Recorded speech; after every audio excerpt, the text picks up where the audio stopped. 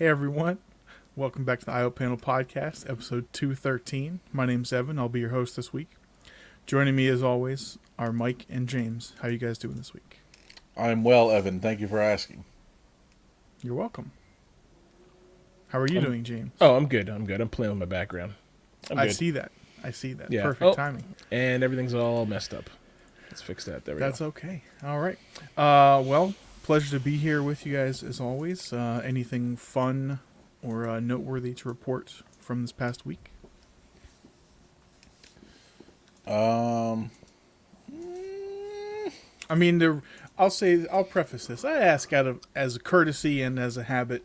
I know none of us have shit going on, but in case something popped off, last night, or by me asking, your memory of the past week was jogged per se, then it's good to put it out there. And I don't mean to pressure you into making up some fantastic story of heroism, but Nothing major is coming to mind. I did go to the post office, which I was dreading. Because of the Incompetence of federal workers. No. Wow. Shooter! Why do I feel so attacked? There you go. Well, you're a different kind of federal worker. That's... Am I? I hope so. He's like, am I? He's like, probably not. What do you mean, you people? No, I was just dreading the fact it's holiday season, so I know, people are going to be at the post office sending shit. It's going to be busy, blah, blah, blah. It was busy. I did have to wait in line for a while, but luckily I got there, right before a super rush. I was in line, and then there were, 10 or 15 people behind me. Mm-hmm. Perfect. Yeah, so... And maybe there were, 4 or 5 people in front of me. So... I had a similar experience at Target. I went to Target yesterday, got a bunch of storage bins and some gingerbread popcorn. It was kind of fun. That sounds When exciting. I walked in, the place was packed. There were 40 people in line going down the aisles. But when I was ready to check out, everyone was gone. Walked right up. It was fantastic. Oh, nice. Well, that worked out then. Yeah. So I did that. That was all right. I had to send some stuff off to the motherland. How much was shipping, by the way? Because within the next month, I think I am also going to need to send something up north. Oh my. Well, I sent 2 somewhat heavy books, and it was $50. Okay, that sounds about right. Yeah. I sent a video card up there one time, and it was like $25 or $26. That's about right. Sounds about right. Okay. I also took a couple trips to Home Depot this past week. Handyman. So, turns out when you buy a drill, it doesn't come with any bits. So, found that out. I was like, okay. So I went back to Home Depot, bought a set of bits, came back home, then realized I needed a larger bit, and it was the largest one in the set was not large enough. So I went back to Home Depot and bought just a couple loose bits instead of a whole kit again, and got the right size bit. Do you have a toolbox or a tool bag to make sure all these things stay accounted for? The new drill came with its own bag. Perfect. So that's where all this stuff is going. All right. Well on your way to becoming a craftsman. Yeah. An artisan, a woodworker. So the other bits I bought, I'm not sure what they are, but the little couple loose ones I bought, titanium. It's like, whoa. I believe that's fairly standard, though I could be wrong. I think Maybe it is, my yeah. expectation for hardware is just that high. Maybe they're all made out of titanium. I don't know, but This one like called it out. You know, it's like titanium. Like, okay. So I now have 3 brands of shit all mixing together. I mean, it's fine. It's fine. Drills are pretty much, Apparently, they all the bits and everything doesn't matter, right? They all work the same. So. Yeah. It's almost as if someone had the foresight to standardize things. It's crazy. Yeah. Yeah. Well, some things are standardized, some things aren't. So at least this is. It's always interesting to me to hear Michael learn things that the world has known for like 160 years about things. I'm always in awe of like the new process of like gaining knowledge.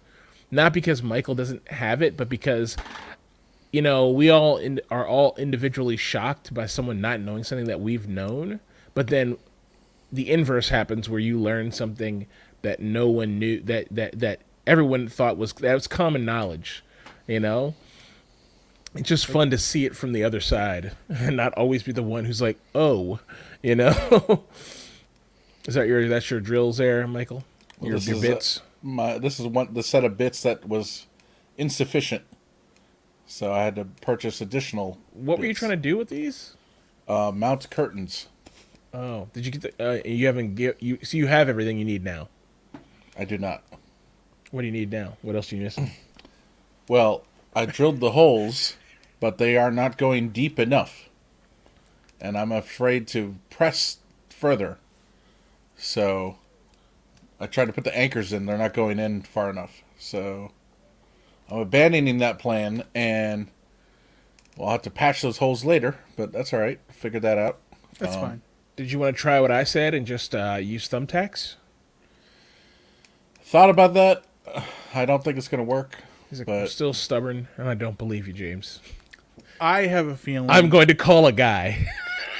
I have a feeling that what he is trying to hang, thumbtacks will not support the weight. It's 25. Thumbtacks will support it. Distribution of loads, my man. Look, Trust me, it works. So you know the thing. Hot glue this thing to the wall completely. Yeah, blocking the exactly. window. So you know this thing that is behind me, that is holding up my green screen. Mm-hmm. I have now ordered another one. That is taller and wider. Mm-hmm. That will allow me to do the same with curtains. Oh, my God. Yes. Dude, I just need to come to your house and do this, don't I? I have a suggestion. Well, has it been shipped yet, Mike? I don't know. Probably. Okay. Well, if it has not been shipped, after we're done recording, I want you to take your green screen itself, the fabric, and see if you can thumbtack that over the window. If so, then you can purchase another one, and that should be sufficient to accomplish the goal. I thought you would say thumbtack that to your skin and call all this good. It's like break through your window. Now, attach that to the bed of your to the leg of your bed and rappel down from the 14th floor. Yeah. Exactly. Oh, God. It's like, Well, what does man, this have to do with blocking light? I got distracted. I'm sorry. Yeah, if you exactly. I've been quarantining. I haven't gone anywhere. So if you need me to come over and do it, I can come over and do it. I'll just come and put it for you in like 10 minutes with some thumbtacks. No, it's fine. Right. I prefer to go the much harder, more difficult route. No problem. Now, here's a wild card third idea. What if you ordered another king size mattress, right? And you just prop that up against the wall. There you go. It would probably not block out all the light. But yes. Well, maybe it would if you put it the other way. I don't know. Yes. Okay. I need the We got dimensions. some good ideas. What are the dimensions? I need a James. California king, yes. No? I have no idea what Yeah, a king yeah. size bed dimensions are.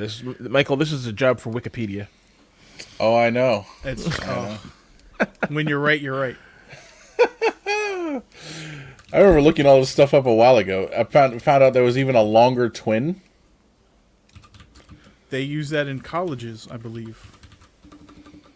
There's the weird. Isn't there that? There's a weird site that sells custom beds, and they sell like the crazy California King. It's like 19 people can fit on this mattress. yeah, it's something like that, and they show like some Called the Sultan. famous football player or basketball player like laying across it, like 7 feet tall, and he's like stretched out all the way across it. A king is 76 by 80. Okay. Are you actually okay? For a second there, I thought you were entertaining the getting a mattress and putting it in front of your window. I'm not. Okay. That would be silly. My mistake. A California king is 72 by 84. So it's narrower but longer? Sure. Okay. Okay. James, how was your week? My week is fun, man. I played Cyberpunk all week, basically. I put 160 hours into that game this week. So That is very impressive. yeah, that's all I did all week, basically. You said 160 hours? Yeah, in one playthrough. That is... I don't know if that's possible. 160 hours Well- is 0.66 days. Not in the all week. I mean, since the game released, 160 hours is how much I have in the game since it released. Okay. Well, that's like 2 weeks. Yeah, so 2 weeks. 2 weeks. Well, it wasn't released this past week. It was released the week before, right? yeah, I'm saying 160. So that's like- I have that's- 160 total hours in the game. Okay. That's like a week and a half. Yeah, so I have Basically. 160 total hours in the game. That is still That's impressive. still- That's a dedicated 10 hours per day. Yeah, it's pretty crazy. Yeah, Crazy is playing one a word lot. for it. I've been playing it a lot. So, yeah, had fun though. Had a lot of fun. Beat the I game. have We'll talk had about that fun later. watching. Last 3 Very a.m. good. last night, I finished the game. I finished one version of the game. So we'll talk about it later. Oh, that's right. There are many forks. Yeah. It's Or nearly many paths. Yeah. Mm-hmm. Okay. Well, as I mentioned, I went to Target and Right. got some storage bins for organizing. I ordered a pair of boots that I was pretty hyped about, but alas, they are what I would consider too small, so they're going back. And my quest for gentlemanly footwear continues. Did you? What do you describe as gentlemanly footwear? Sorry, Michael. A nice pair of leather boots that can Did be you? worn with jeans, slacks, just jeans and slacks. Okay. Did were they too narrow or were they just too short? Or The length is perfect. They're a little snug in the toes and the instep, like where the tongue meets the upper. Now, since it's leather, I'm sure they would stretch a bit, but I think they're just a little too snug. And unfortunately, my actual size is like 12 and a half extra wide. mm-hmm. And basically no company makes that. It's either 12 or 13. And the 13 feels large enough to be clunky and noticeably cumbersome. Try going to a So- cobbler, getting them cobbled. Getting them cobbled. No, I haven't, but I feel that I will need to explore custom footwear. Those please bring that up. What I just sent over and ask Evan if those the shoes he is trying to get. Oh God. James, please display that for our viewing audiences. I will. Give me 1 second here. I like the caption and it is very accurate. Yeah, that's great, isn't it? I don't think I could pull these off, but That is that gentlemanly footwear? I don't know if a man who wears those would be classified as a gentleman. He's definitely a baller. I don't think it's for me though. But I appreciate that, Mike. Evan, or actually James, when I saw these, I was like, and saw this caption, I immediately thought of your dad. My dad. Yes. As Yeah. did I, but that's only because it's He is just black. the three of us on this call. My dad, I don't know of any. Now, I definitely have some uncles who 100% own shoes like this. 100%, guarantee you. My dad is not one of those people. But You do have cousins you've never met. Yeah, absolutely. But I am certain I have uncles who've worn shoes like this. And I know I've seen shoes like this places, and I've been like, is this a men's shoe? You know, like you go to Goodwill, you'll see shoes like that all the time. Like Yes. they cleaned out someone's house and they have this fucking shit in there. Yeah. That's great. But Well, Evan- if I'm ever victorious in my quest, you will certainly know about it. So, you're not going to buy from them again? I don't think so. That's too Not bad. unless eventually, if I miraculously become half my size and my feet shrink, they might be perfect then. But right now, they're not. Right. Oh, well. Time will tell. Yep. Well, I think that covers all of our weeks. Shall we get into some news? Yeah, Let's do it. Who would like to discuss what is not Marvel? That is my article. So we can, but we can all talk about it. I'm Sure. sure you guys heard. They've decided now that people who are members of the U.S. Space Force, they're going to be called Guardians. They're going to be referred to as Perfect. Guardians. I could not have come up with a better label. Yeah, it's dumb. It's Are you so being stupid. sarcastic, Evan? Yes. Okay. I mean, I'll say yes and no.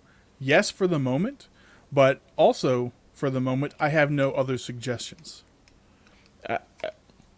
Other than no nickname at all. I was like, I don't think you need a nickname. Just call them fucking soldiers. Whatever your military rank is. You know, I mean, what are the Air Force? Air Force or Airmen? So right here it has, because I was like, what do they call Marines? Marines? Like, I don't understand. So Yeah. it says soldiers, sailors, airmen, Marines, and Guardians. No. I mean, Why that not kinda- Speshemin? that kinda- What did you say, Bishimin? Spacemen. yeah. Spacemen, pronounced appropriately, Spacemen. Or aren't they Space Marines? I mean, well, that would make them Marines still. Or right? sky sailors. Oh, boy. Now, one thing I do like about this, I don't know if this article covers it, but their Latin is semper supra. Above and Which- beyond? Yeah, basically, it's like always above or always something, whatever. It's that sounds fucking cool. Like I can see like someone's, some guy in 2070 with that tattooed across chest, like Semper Supra, baby. I can see that shit. We kick aliens' asses or whatever. Like that shit would be cool. But yeah, otherwise the whole like Guardian thing is kind of lame. Semper Supra, Latin for always above. Always above. There you go. Yeah, that has a really to me powerful kind of thing going on. I like that. I do too.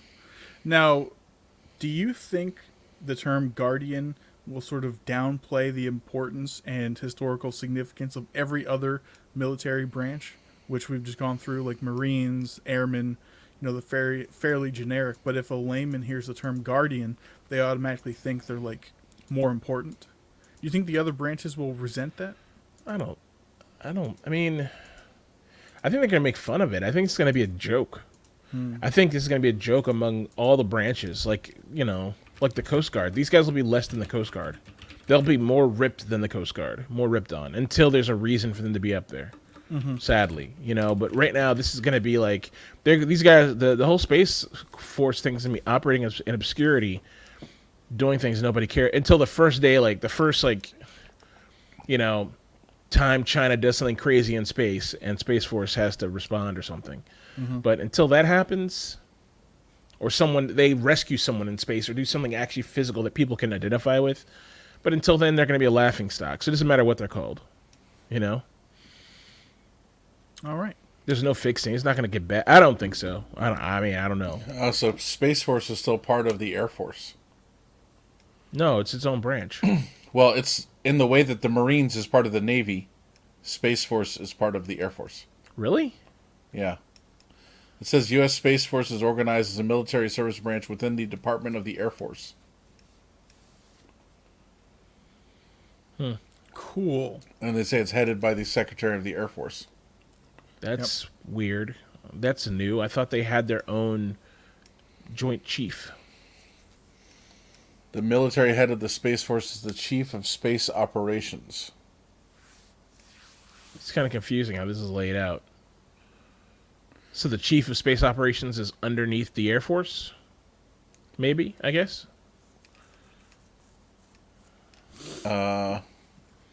The Chief of Space Operations is also the most senior Space Force officer, unless a Space Force officer is serving as either the chairman or vice chairman of the Joint Chiefs of Staff.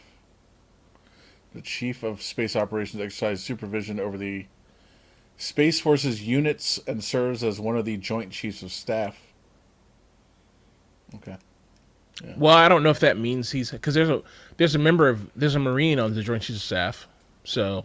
Yeah. That doesn't really mean anything. I mean, that doesn't debunk what you're saying. I mean, I just don't understand how it's kind of very confusing. And also, huge miss not calling the Chief of Space Operations, calling that whole group the Admiralty. Huge miss. That'd have been so much better. I mean, it's from like every space book I've ever read. Well, the problem is all those space books, as you say, they're making it like it's the Navy, right? Yeah. And really, like you guys pointed out to me in Stargate, and in this case too, it's really part of the Air Force, right? Mm-hmm. I mean, which actually kind of makes more sense. But. It's part of the Air Force the way that the Army Air Corps was part of the Army. Right. I mean, it's because we don't know any better right now. When there are wars that take fully part, there's wars that happen fully on like the moon or something. That the day that happens, I think, is the day that we'll be like, oh, we need to make the Space Force a dedicated branch with its own Marines and ground forces and mechanized forces or whatever, because they'll be operating completely out of Earth's atmosphere. Like, if that ever happens, like, that's the day that they'll be recognized as their own thing, not part of the Air Force, because Air Force officers leading it won't be able to understand how the whole space... Like, right now, no one's talking about, like, zero-G combat or flying fighters or fucking, like... Well, it's not a thing. I mean... No, it's not a thing, exactly. But I'm just saying, like, the day that happens is the day that they'll be like, okay, we need to expand this and talk about it being its own thing and recognize it as its own thing. Right now, it's not going to be. It's, right. The Air Force, which is like one of the second lamest, Wow. I think so. Super lame. I mean, they get all the money and cool shit. Yeah. I wouldn't call that lame. Just because they don't have to suffer as much as the Marines. I mean, but suffering makes you cool. Does it? I think so. Crayon. You know what else makes you cool? Being alive. In a very comfortable chair in space. I can't debate that. I can't debate that. Yeah, Evan, we fucked up. We should have joined the Air Force.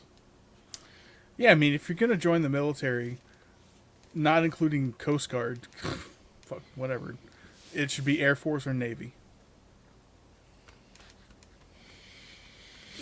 Good benefits, travel the world in a mostly safe manner. You got the money.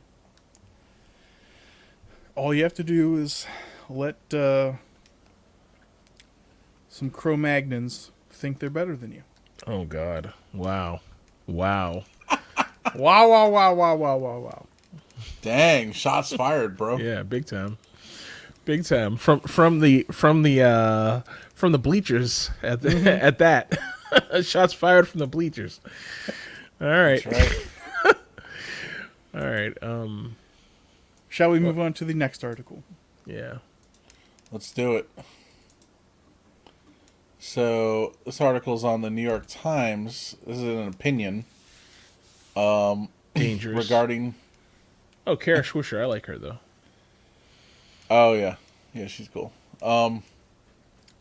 So apparently Facebook has some newspaper ads from a couple days ago, like all over the country. They're standing up to Apple, okay? And the whole thing is that Apple, according to this, starting next year, Apple will ask mobile users to opt in to accept third-party tracking of their digital activity. Right now, the system defaults to allow tracking unless you opt out. Mm-hmm. So Apple's going to start like making that people. plan. Yeah, it sounds great, but Facebook is like, you're gonna kill small businesses. Nope. That's their whole argument right now. How does that work? Small doesn't. businesses does not depend on tracking people. It says right here, Facebook declared in the newspaper ads that it was standing up to Apple and warned that such a change will be the ruin of small businesses. And here in the article, of course, it says more like the ruin of Facebook. What's the logic behind that, though? What besides their angle, their personal angle, what's their logic to say that they're correct? I don't understand how. Like, it to me, as someone who doesn't know anything about this, it seems to stand out that they're just wrong. But they must be coming from. They must be trying to sell it somehow. Yeah, they're trying to sell it because the average person still believes that American ideals are built upon the backs of small business. So why would you want to cripple that? You're going to put out the mom and pop shops out of business? Yeah, I mean, this is such BS, man. It's just Facebook's attempt to I just don't save understand. themselves. I just don't understand how they expect this to land with people. Like, I can't think of why a small business would need tracking. And I mean, maybe small app developers, is that what they're trying to say? I just don't understand how this is supposed to connect with people. I guess maybe they're trying to get it to connect with Republicans by doing what Evan said, and they're just trying to trigger people with the small business shit. But it doesn't even make sense to me. I mean, is Facebook suing Apple? Or are they just saying, like, we're mad? Yeah, as far as I can tell, they're not. Just a smear, I guess. Yeah. Yeah, they're not. Yeah, they're not like suing them or anything. So they're like, use our Facebook phone. Oh wait, no. Yeah. I remember that. Yeah. Did that ever become a thing? No, there was an Amazon phone too for like 5 minutes. I don't remember that. Yeah, people were like, this phone's going to be amazing. And people got it. They were like, okay, it is kind of cool, but I don't want to spend $900 on a phone from Amazon. Was that the Firefox phone? No. Okay. No. It They was had a some Fire phone though. Yeah, it was a Fire phone. It was like supposed to have something. It was either 3D or what was it, Michael? Didn't it have some kind of like kitschy sort Maybe of thing? It did. You're right. It It might have been 3D or something. yeah, it was something like that. It was like 3D or had some special camera. It did something special It was that people built were on really the- hyped about. It was built on the Zune interface. Oh, That was a thing, right? What do you mean was, Mike? You gonna pick What up your Zune do and show it you to us right mean now? was? you have a Zune phone? What? I have a Zune HD, a 32 gigabyte Zune right here. Oh god. No. Yeah, that doesn't surprise me. A and B. No, what I'm referring to. Yeah. Oh. Evan's like, I bid a guy 35 cents on eBay for this. I bought this new, like a decade ago, for $160. Oh, Comp jeez. USA. No, I think I got it on Amazon, of course. Oh, okay. No, there was a phone that I don't even remember what they were called now, but that Microsoft came out with that were like Surface phones, but not. Mm-hmm. And they had like the Zune interface, Oh, and they came out like Like literally, they were out for like 3 months, and they're like, "Nope, kill it." Like it was such a pointless device. Mm-hmm. Those would be fun things to grab on eBay, maybe. Yeah, I'll look it up later. I'll figure out what they were called. But yeah, it's fucking ridiculous. I think that was before they did the whole Nokia thing. Mm-hmm. You know. So, yeah, I mean, this is just so stupid. So Apple, for a while now, Apple's been like all about privacy. Like if you ever see an ad for Apple these days, like it's either for a really expensive set of AirPods, or it's like, yo, we're protecting your privacy, dog. We got you. You know? Or Facebook is like, give us the info, we want it, we need it. Yeah, it makes us hard. I mean, that's probably the best thing about Apple is their stance on privacy. They stand up for their customers on privacy. I would never say anything good about Apple, but it's definitely true. They have a good stance on privacy. Privacy, and they're very pro user. I guess I figure if you spend $3,000 on a phone, they should at least protect your data. So that's good. Have you looked at the new AirPods? What's their special skills? Falling out of your ear faster? Oh, they're full-fledged headphones. Yeah, AirPods. They're called the AirPods Max, and they're $549. Fuck right off. And they're it's like the headphones I'm wearing now. They're like that. It's like a full thing. It's not Again, like a little fuck thing. right off. Unless they're better than my fucking DT 770s, they can go fuck themselves, and they're not going to be. Yeah, exactly. They're not going to be. The current AirPod is garbage. It's horrible. It's horrible sound quality. James, yeah, you're an audiophile. I mean, I am now. Yeah, I was like, we made him one. Yeah, I am now. Yep, it is good. That's right. James got his DT 770s now, and he's not going to give them up. I found myself always annoyed by the way things sound now, dude. The mark of a true audiophile. Yeah, yeah. It's like, God, it sounds like shit. What the hell? Yeah, like, what is that buzzing? You know, and it's so funny that you and Evan pointed this out to me earlier today. So, just for anybody who doesn't know, because I used to play Escape from Tarkov, which I still play, I guess, but I haven't played recently. I started turning my sound way up, so I could hear people walking and creeping in the tall grass of the game. And I just started listening to my everything at 100%.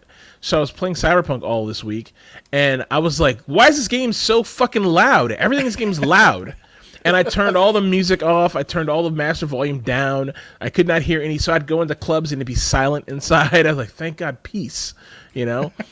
And the game has a lot of audio bugs that I hadn't heard about.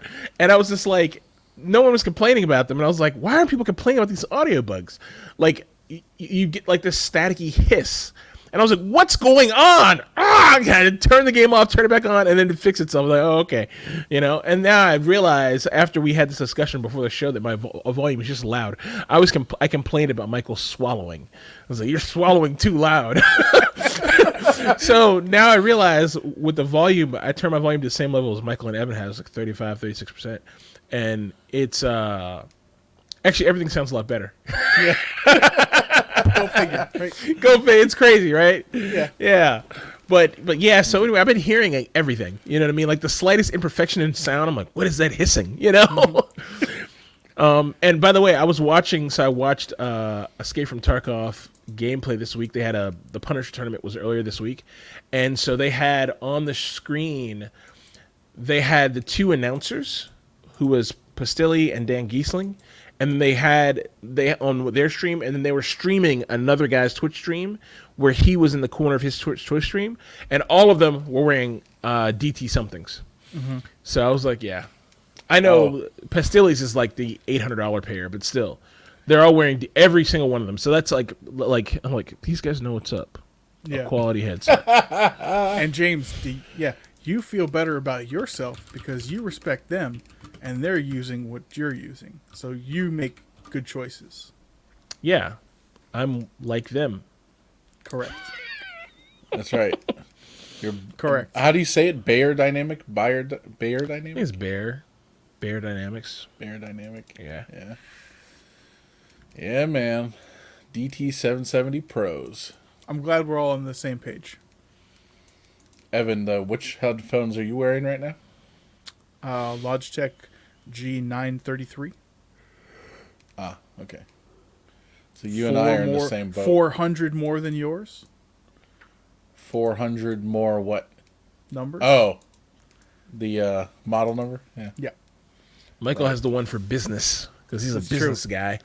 He He's a business. It's all about the wouldn't business. have it any other way. Yeah, For business? What are you talking about? They are. they for are. business. That's the work version. No, it's not. These It are the is. gamer It's ones. for, no, they're not. There's That's no not for RGB gamers. on there, Mike. There's no Those are RGB that's on business right there, man. Oh, yeah, it's RGB or nothing, right? For gamers? I mean, get the fuck out of Go here. Google it. Your Because that headset makes- is the It makes it faster. I mean, your doesn't even headset make is the sense. business model, dude. That's for like fucking taking phone calls with the boss. That's what you're for, and doing doing high quality Zoom calls. Well, that is kind of what I use them for.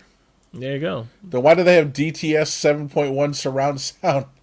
Because to business. emulate conference rooms. There you go. Whatever. Look at this shit. Look at this shit. All right.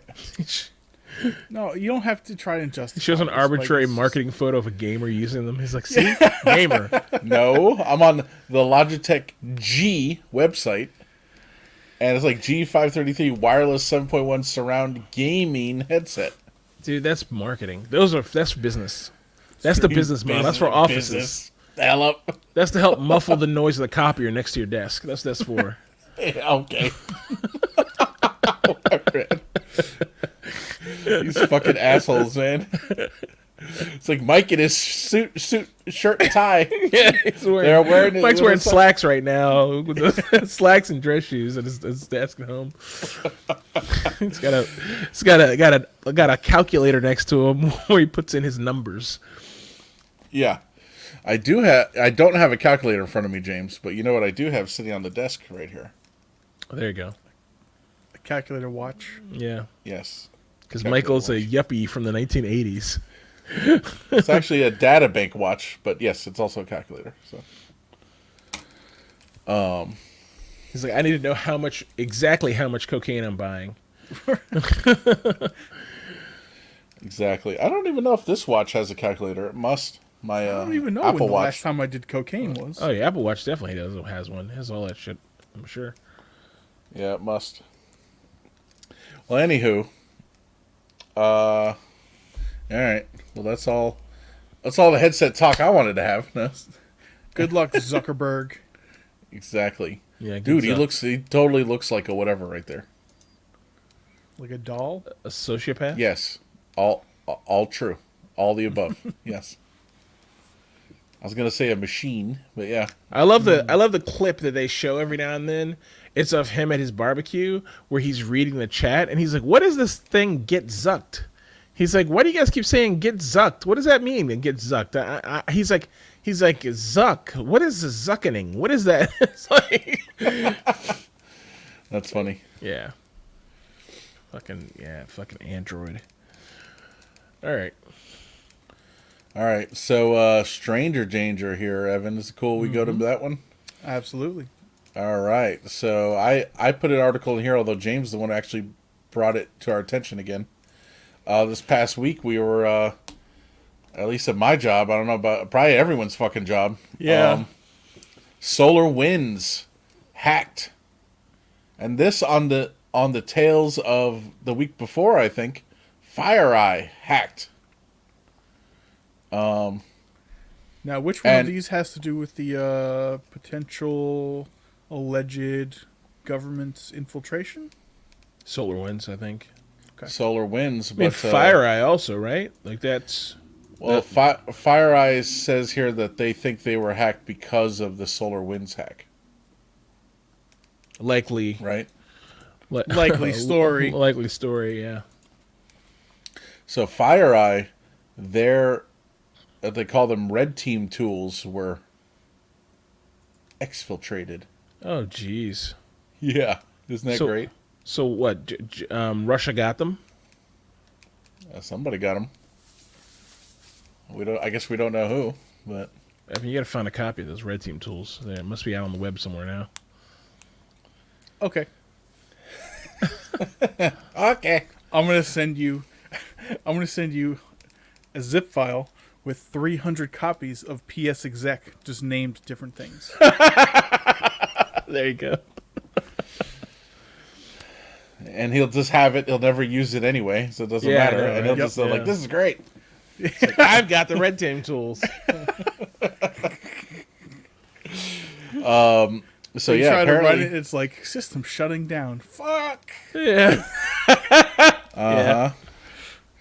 So apparently they said I think it's, let's see, what did they say here? So December 14th they filed something with the Securities and Exchange Commission. So they said that roughly 33,000 of its customers, well, it's okay. It said 33,000 of its 300,000 customers were Orion customers. Orion is the kind of the main thing that was hacked, which is one of the main components of SolarWinds. But it said that fewer than 18,000 customers may have had an installation of the Orion product that contained the malicious code. So, Okay. what is SolarWinds, and what is Orion? So SolarWinds is a product you install it on a server at your, on-prem usually, and Okay. it allows you. Mainly, I think it's used to monitor your network devices, so routers, switches, and to see the flow of traffic between everything. So you can see if there's spikes in traffic or something's down or whatever. I think you could also monitor just servers with it if you wanted to, but everywhere I've ever worked, they usually use it just to monitor the network itself. Pretty important part. Orion, I'm not really sure exactly what that is. I just think it's kind of the main component of it. It's like saying, I have McAfee EPO server, but it has Tomcat, it has this, it has that, as part of it. It's kind of like that. I think Orion is kind of like Tomcat or something.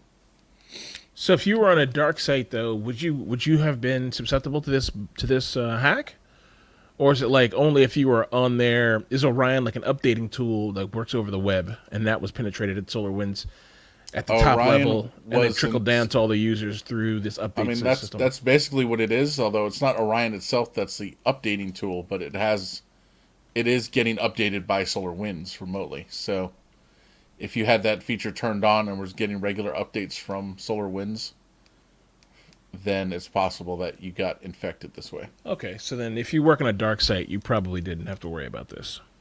No, and I mean, we don't have automatic updates turned on for anything in my job. I can tell you that. Yeah, So- we didn't use that at my previous job. It was a dark site. Nothing was. We were manually updating everything. You just But- turn on light mode and you're fine, right? James worked at a prison that, was off the grid. So Yeah, a black But site the- prison. but I mean, I guess if the manual update came from the same place the non-manual update came Right. from, I guess you're still screwed, right? Right, you could have been, yeah, exactly. You could have had, if they compromised this back in March, and then in May, you downloaded an update from SolarWinds and applied it to your server, Yeah. maybe you got the fucking hack, Did you guys check? Do you guys check updates before you put them in? Not really, right? When you say check, what do you mean? Exactly. When you say you guys, like I have nothing to do with updating. And Well, no. When I say, I mean Michael. I know Michael is Okay. like kind of at that level, but I was just thinking like, there's no way to check this stuff. Like, so what I would do is I would put the update in, and then at some point within the next week, someone from the what's the team called? What's that program that checks for fuck? It comes up like, oh, there's a Cat 1, a Cat 2, whatever. I forget what it's called. Well, you're probably thinking of this is Stigs or something, but Yeah, but the that Stigs. has Cat 1, Cat 2, Cat 3.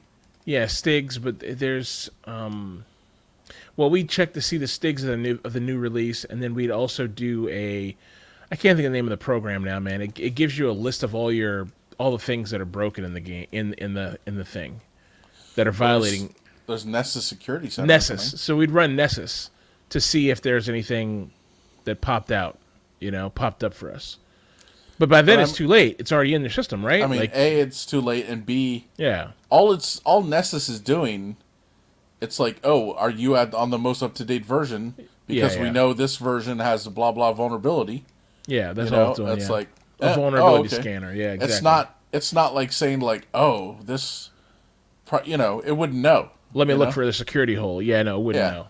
No, but Yeah, that's what I'm saying. That's all we're doing. So if you already had it, you'd be like, yeah, I'm good because, Nessus says I'm okay. But really, all Nessus is doing is scrubbing, is saying you're on the newest version. The newest version by the standards that someone arbitrarily set meets these requirements. It's not actually scanning the actual stuff. So yeah, you're super vulnerable to this. It kind of sucks.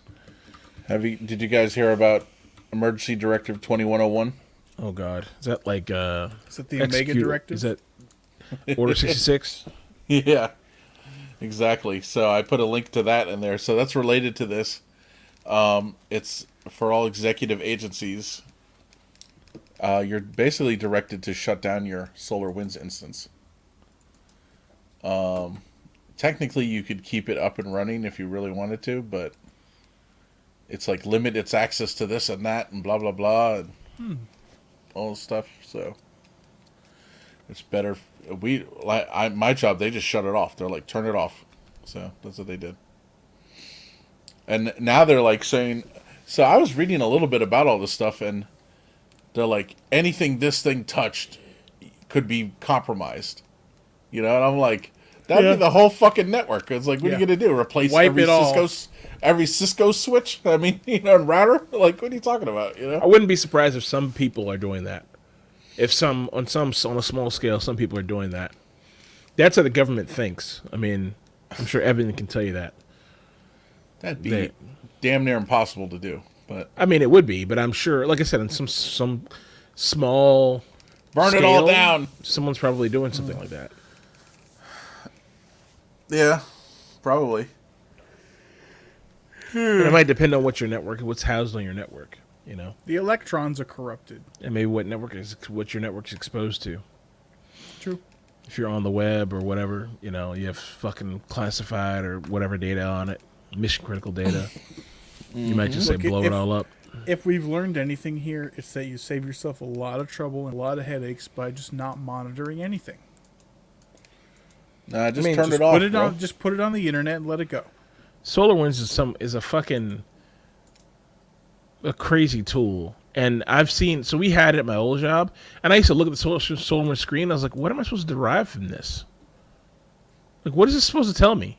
Mm-hmm. It's like, I guess if you're like a engineer, you might look at that and be like, okay, but it doesn't tell regular people anything. If you have a work-specific task and your expertise is not in network monitoring, SolarWinds is not going to tell you anything useful. It tells you a bunch of gibberish about all random shit. Nothing you need to know. Like, is there, there's plenty of better tools for like learning if there's an outage and where it might be. This is me talking. I don't know shit about this. It's not my topic, but I remember seeing SolarWinds and being like, why is this a thing? And that's coming from someone who doesn't know shit about it. So maybe it's great. James, you're demonstrating your ignorance. Yeah, I am for sure. But to me, a computer tool should be useful to anyone. If you're going to spend more than $1 million on something, because SolarWinds is fucking expensive, then everyone should be able to take some use out of it, to derive something useful out of it. I mean, for me, it sat on top of my Nutanix network. Mm-hmm. And it pulled nothing from Nutanix. Now maybe we could have like brought a developer in and got it to do something or whatever like that, but I just couldn't see like the value. Like with Nutanix, you could see, if you looked at their thing, you could see like IOPS and all kinds of data about the cluster and processor information. And SolarWinds just didn't show me anything like that. It showed me a bunch of networking stuff that I was like, this is useless. But I'm sure it's good for somebody, It's just not for me. I was very confused by it, and I was just like, I don't care about this. So, yeah, but I recognize that I'm being ignorant about this, and I'm definitely not a person to have an educated conversation on how valuable SolarWinds is. So I was just wondering how this affected. I was wondering, are they a publicly traded company? Turns out they are. Mm-hmm. The symbol is SWI on the New York Stock Exchange. And so I looked at one month, and they've gone down. Yeah, they were at like 23 something. About 30%. Yeah, they're down So to far? like $14 right now. Is there any So coming far. back from this for them, you think? Slowly, yeah. I think so. You think they're just done? I don't But think they're done, more? but I think it's going to be hard for people to trust them again. Coincidentally, all their competitors went up about 30%. Name one. FireEye. Really? Yep. They just had their own fucking breach. What the I don't know hell? what to tell you. I think people People just now jumping don't ship. care anymore. They'll be like, okay, well, everybody gets breached. We're just going to ride this thing out until the next company gets breached, and we'll complain about them and ride them out, the next company out. I think that's what it is now. I mean, FireEye getting breached, that's bad, though, man. That's like getting, it's like McAfee getting breached or fucking... It's huge, but SolarWinds is everywhere. Dude, fucking the day that the SolarWinds breach happened, I could not get into Gmail. And that's a fucking rare thing. I was sitting here like at 6 a.m. in the morning trying to get into Gmail. I was like, what the fuck's going on? I couldn't log in. It's like, I forgot your account password. It's like, I forgot your account. Your account doesn't exist. It's like, what? And then I realized I could still get into my account from my phone, which was weird. You know? I tried all, and there's a bunch of things you couldn't get into. Like I shit didn't, I ton didn't of realize the Google outage from, I guess, earlier this week was related. Yeah, it happened right when the day the SolarWinds shit was released. So I'm assuming that's Google gutting the SolarWinds shit off their system and systematically taking things down across their network to remove the SolarWinds stuff. Makes sense. But guess what else is installed on all the machines at my job? What's that? FireEye. Oh, no, ours too. Every government system I've ever worked on has fire on it in some way. Either hidden in the background monitoring or you log in with some FireEye tool or something. I mean, Us, For it's, sure. it's hidden in the background, yeah. but used to be called Mandiant. Oh, And that's you know more about it than I do. And then, I've well, only we used to heard it called install FireEye. we used to install the Mandiant agent, and then it became the FireEye agent at one point. I think they bought them, or I don't know, something happened. So yeah, This is interesting. not really cybersecurity related, but since we briefly touched on money and stocks, money. do you want to know how ignorant the average consumer is and how much panic matters? There is another stock called Solar Windows, which has absolutely nothing to do with this. Oh, God. That also tanked. People were like, sell it! Get rid of it! That's Hilarious. stock market. Well, we knew that. We heard that a couple of years ago from John Oliver, with when he talked about Bitcoin and everything and cryptocurrency. Mm-hmm. Apparently, if you just add the word crypto or something to your Yeah. name, like it's like you're guaranteed you're going up 30%. It's like what? Like those, like the the Brooklyn Iced Tea Brewing Company became like the Brooklyn Iced Tea Crypto Company or something, and it's like right away up. It's like what? Like doesn't even make sense. Yeah. Oh, good stuff. Okay, well, thank you for versing us on cybersecurity, Mike. Should move on to some entertainment. And the first link I put in here goes to IMDb. If anyone is a fan of the Expanse series, season 5 has begun. Yeah, I The saw first that. 3 episodes are up on Amazon Prime. Yeah, I had actually sent something to James about this maybe a week or two ago on Instagram. I saw it's like December 16th. And I was like, oh shit, it's coming. Mm-hmm. So, and then last night I remembered and I went and looked. I was like, isn't that out yet? And I went and looked. I was like, sure enough, here it is. And you put it in the show notes, so it's perfect. How about that? I tried, like I said before, I tried watching the first episode, but I obviously don't remember what happened in the last season because, like, just the recap confused me. And then, like, what was going on in this episode confused me. So I only got like 10 minutes in, and I was like, all right, I need to go back and rewatch. Maybe either rewatch the whole season, or James suggested I try to find a recap video on YouTube. It's probably good. I can probably do that. Something in the 20 to 30 minute range should include enough detail to catch you up. Right. I'm surprised, and they didn't do any kind of recap on the first episode. They did. Oh, okay. I was very confused by it. Oh, okay. I was like, when did that happen? I was like, what is this? Like, I recognized like maybe half of it, and the other half I was like, I don't know what any of this is. So, so yeah, I need to rewatch. Okay. But yeah, I'm looking forward to it. Definitely. Yeah, fun show. Fun show. And first 3 episodes are already there. Wow. Yep. You know what else is actually out and I did not put a link to? What's that? New season of Big Mouth. Oh yeah. Oh yeah. I watched it. I finished it. Oh, you up. did? Okay. I did not. I read some of the. I haven't watched it yet, but I'm some going of to. the episode synopses, and like Star Trek Discovery, there's a few things that I believe were shoehorned in there. But come for another time. Maybe once I've watched the season. Like what? Some new person. I'm gonna paraphrase for come up with something from memory. They're like Nick Kroll's character, new friends, who is by the way they're trans. Blank. I'm trying to think. There is a trans This is in character. like episode 2 or 3. So I'll say this, and No, I just say shoehorned in because what we've seen in Discovery, and that's like a big thing in 2020. Yeah, I mean, so It there's was never hinted at through the other 3 seasons, as far as I remember. This show is really good at just letting things happen and assuming that you accept them. This particular season did a lot of things that I was like, why? So one of the things that bothered me, and I don't want to get in a whole thing about Big Mouth. It's a great show, and I still loved this season. There's a few episodes that I'm like, it's kind of jumping the shark, but it's still really good. And I definitely advise watching it. It's hilarious, still funny. But there's like, they change. So halfway through the season, Missy's voice changes. Yeah, we talked about that. Yeah, and it's still really close. But I was like, why? And then I was like, oh, yeah, that's right. The actress is white.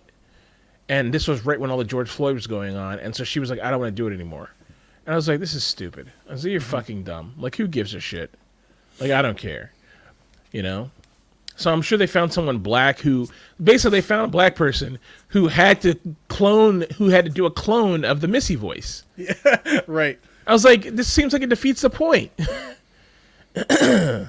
You know? Like, I'm sorry. Missy's character... Well, whatever. Let's not get into it.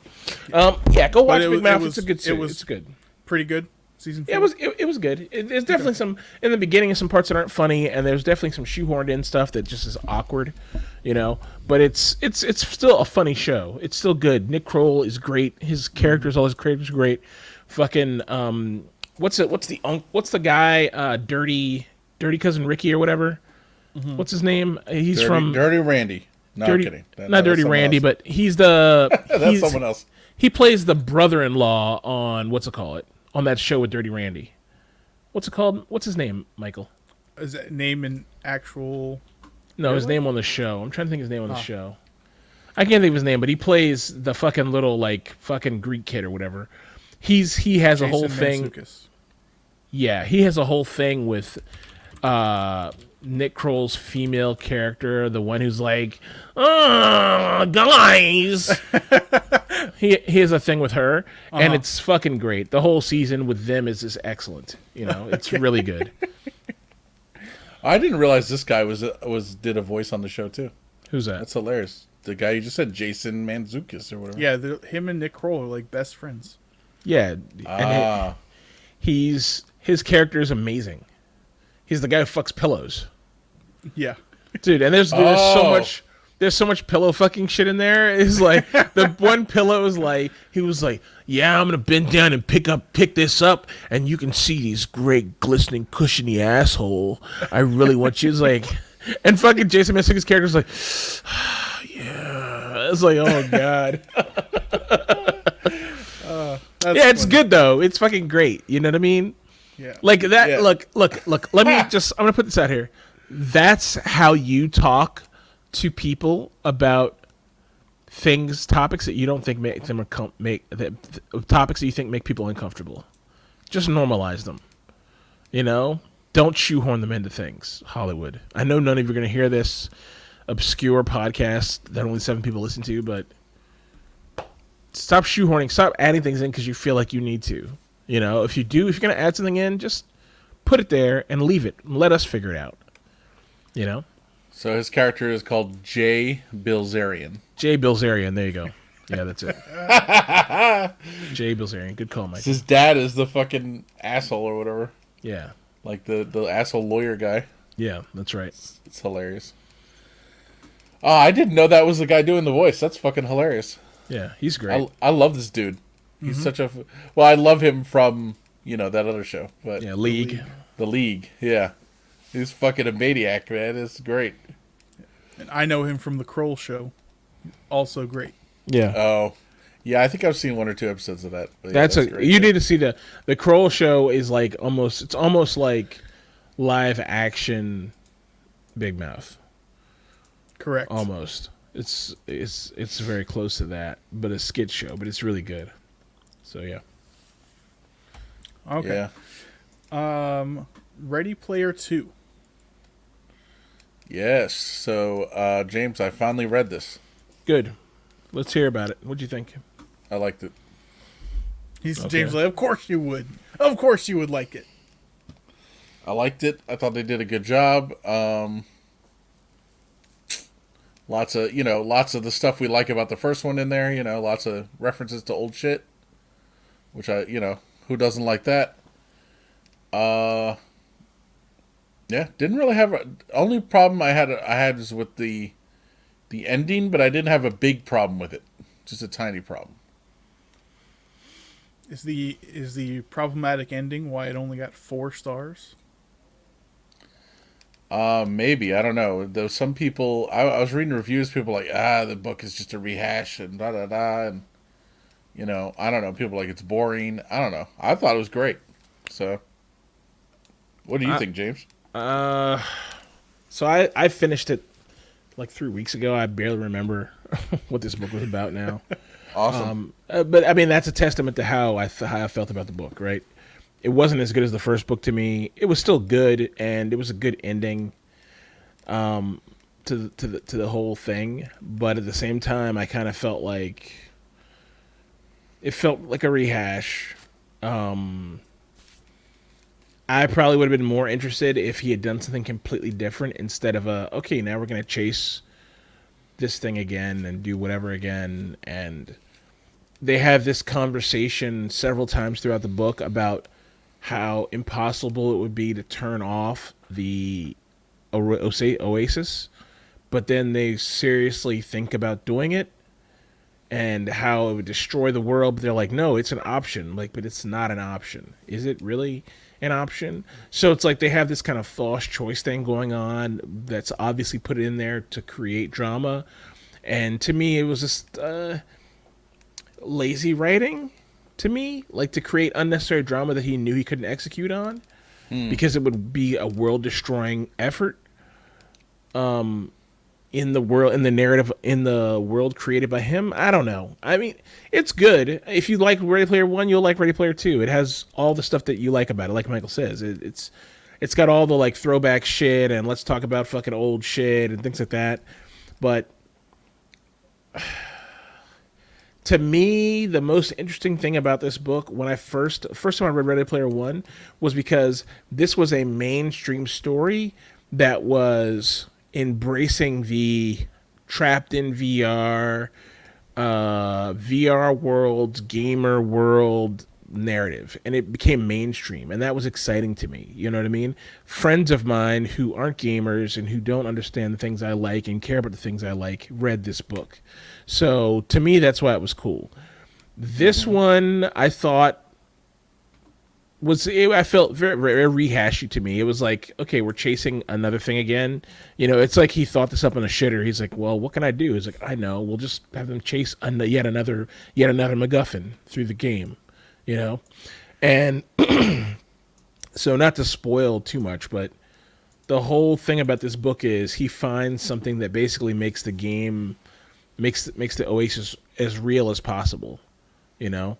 So it's a cool concept, you know what I mean? Like there's some new headset that integrates with your emotions or whatever like that, you know. It's like, okay, cool. But yeah, it's the direct interface that we've always wanted. Yeah. And to me, that's the ideal, right? But he had to know, like, he can't be so stupid that he thinks there's no downside. As soon as he said this, it's like, oh, people are never going to leave their house again. That's what I thought, you know, and that's basically what happens, right? Like people just are like, no, I'm going to live in the Oasis from now on, you know? But then he's shocked that that's what happens. And then the girl, instead of trying the technology, which seems very, like, weird for her character, she's like, no, this is going to make things worse. And she's adamantly against it. Instead of trying to help keep it from going the way it goes, she just disowns herself from the responsibility of it, even though she's part of the company. I don't know, there's a lot of problems with it. There's a lot of problems with the characters in this, and I was just like, I'm not interested in these, like, now millionaire, billionaire characters, trillionaire characters trying to do whatever. Like, I thought more would happen with the low five. And you know, and see, that's where he missed, I feel like, to me.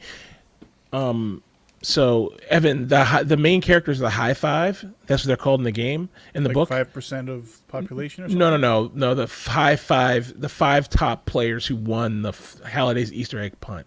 They're called, because they're on the top 5 people on the leaderboard. So they're the high five.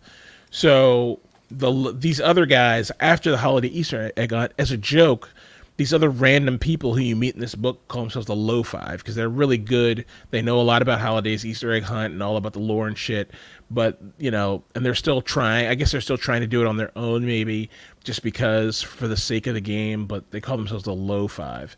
And so the low 5 is interesting. It's an interesting group of people. Mm-hmm. You know, there's a lot of good story there that just we don't get. Like, they do that whole low 5 mission, and we never hear about it.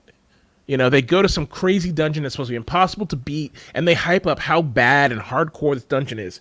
And the low 5 goes, and they win it out, and they bring him the weapon they need from this place. We never hear about the mission. To me, that was a miss. You know, I'm more interested in the low 5 than, again, like, billionaires. Like, now, once these guys became trillionaires, I couldn't really relate to them anymore. You know? I was just like, okay, well, they're rich still people the same who don't... people, bro. Yeah, they are, but they're just like... They don't know how to solve their problems, you know. Like there's the problems they had in this book were self-created. They could have easily thought them. 10 minutes of thought would have found them a dozen solutions to fix these issues. You know, when you have limitless funds, you can do almost anything. These aren't real problems at that point. Mm-hmm. You know, so I don't know. I mean, this is me though, right? This is how I feel, and I think everybody's gonna take their own thing away from it. The book delivers, and I would buy it again. And I think if you're a fan of the first one, buy the second one. You're not gonna regret it. You might have a critique, but you're not gonna regret it. Mm-hmm. It's still a decent book to have. Right. Yeah. I mean, I would recommend it to anyone who, like you said, if you enjoyed the first book, I would think you'd enjoy this one. Like you said, there are some things that could have been done better, but overall, I enjoyed it. Yeah, I agree. How about Ready Player 3? Is that a chance? I'm sure. Yeah. I can almost guarantee it. Where does it end? When people lose interest.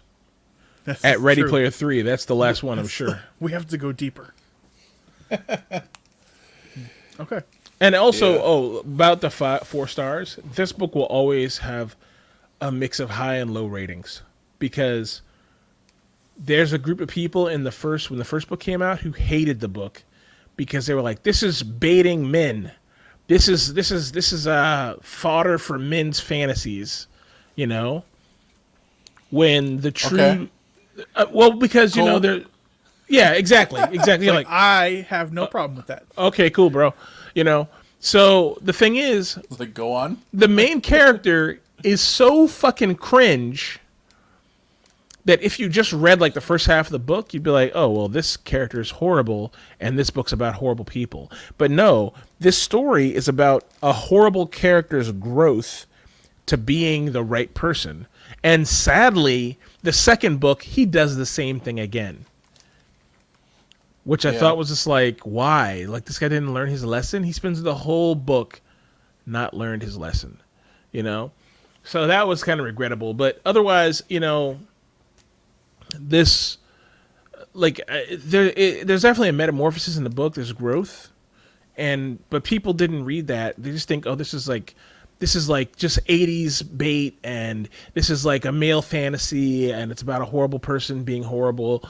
And, you know, I think he does a good job in both books growing the character emotionally, even though he repeats it. But he does grow emotionally. Like, he realizes he fucked up. He realizes he's an asshole, you know, and I think that's good. I think this is a good lesson. Like, more young men should read this book for that alone. There's a lot to walk away from with this if you just like look into the character's potential, you know, throughout the two books. So I think that was a win here, and I feel bad that people won't read it because they'll think it's whatever, you know, but maybe it's not for them, right? Wasn't there some saying about self? This is our book. No, go ahead. Self-improvement's masturbation? So let's just masturbate. Well, I'm Or constantly improving, masturbate my while you man. read this book. James, James. Yeah. He's like, I'm with you. eh?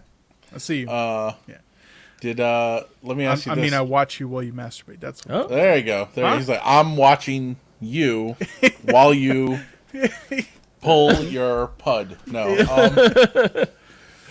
James, what did you think of the? I know you said you barely remember it, but what I'm gonna say is gonna jog your memory. What do you think of the Prince fight? oh, it's amazing.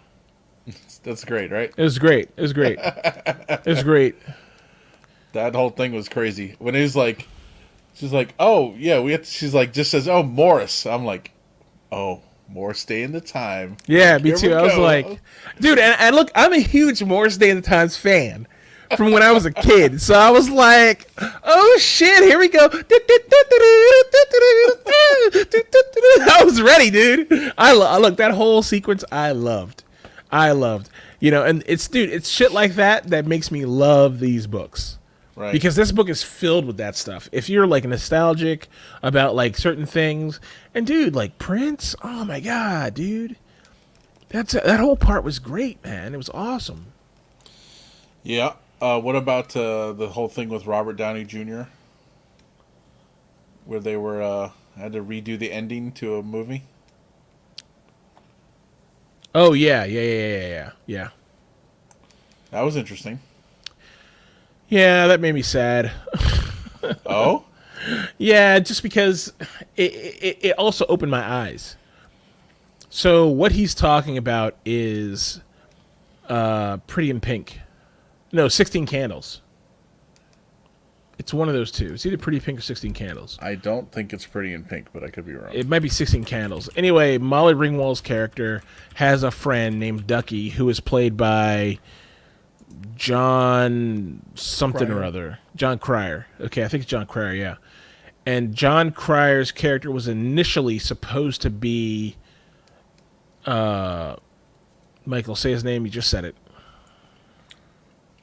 No, isn't that the Breakfast Robert Club? Downey Jr. Robert Downey Jr. No, it's not the Breakfast Club. Robert Downey Jr. So Robert Downey Jr., I don't think he didn't test well or something. So they ended up going with John Cryer. But John Cryer didn't look, when they showed the test audience the John Cryer footage, It's Pretty in Pink. Pretty in Pink, okay. When they showed John Cryer, the footage, the test audience, the footage of John Cryer, people were like, I don't believe that she would fall for this guy. So the whole time you're watching that movie, you're like, oh, she's supposed to end up with John Cryer. but instead they make her end up with the dirtbag guy who's going to trick her. Okay, and he says, "Oh yeah, I loved you for who you are anyway." You know, so the whole thing flips on its head halfway through the story, and I always found a problem with that. Now the funny thing is, the thing that was eye-opening for me about that whole scene was, I always had a problem with this thing, and I was like, "Well, it's obviously supposed to be John Cryer. Like, I view John Cryer as the good guy, right? But he's not the good guy. He's the good guy to me because I'm a shitbag loser just like him." Okay, but if you're a girl, John Cryer's character is cringy, clingy, fucking creepy as fuck. There's all kinds of problems with his personality in that thing. And they show him a few times being a creeper. I viewed that creeper shit, I was like, oh, it's him being funny. But to a girl, that's viewed as a creepy, like, incel-y type of weird way to behave. So, but I never saw that because I'm a man. Right, and I always identify with John Cryer as the underdog, who's the good guy, nice guy who didn't get the girl, you know. So for me, I was shocked when I learned the truth about this, and that it was supposed to be a much hotter guy who was supposed to play that character, you know. And I was just like, oh, okay. And she was supposed to get with him, you know. But I guess, I don't know. It turned out the way it did.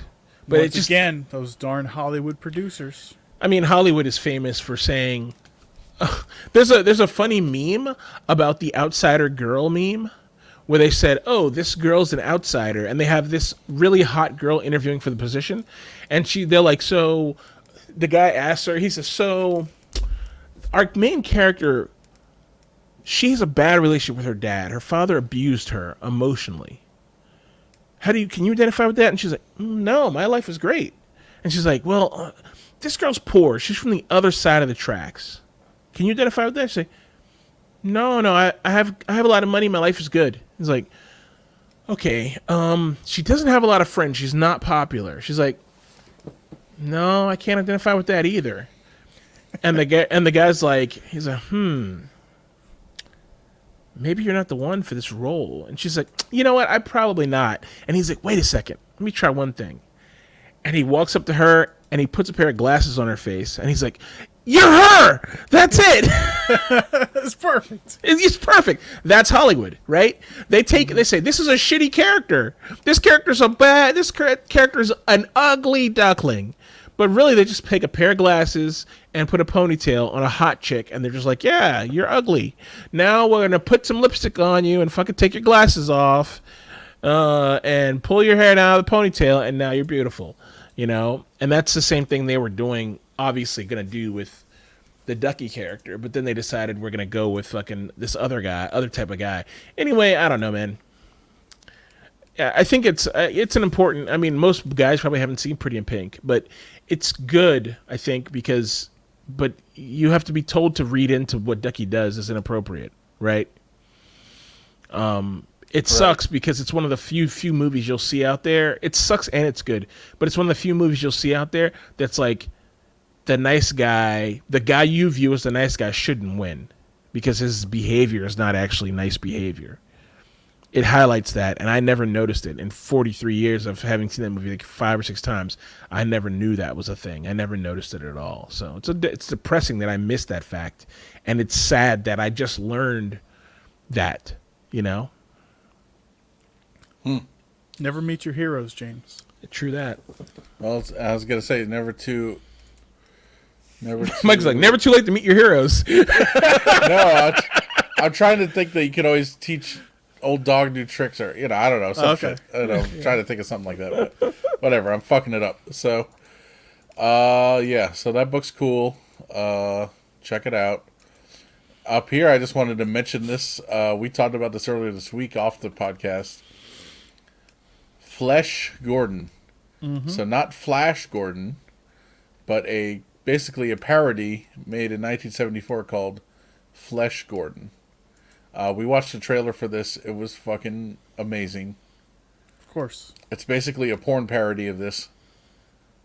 Of Flash Gordon. And it's before it looks Axl hilarious. Braun. Who?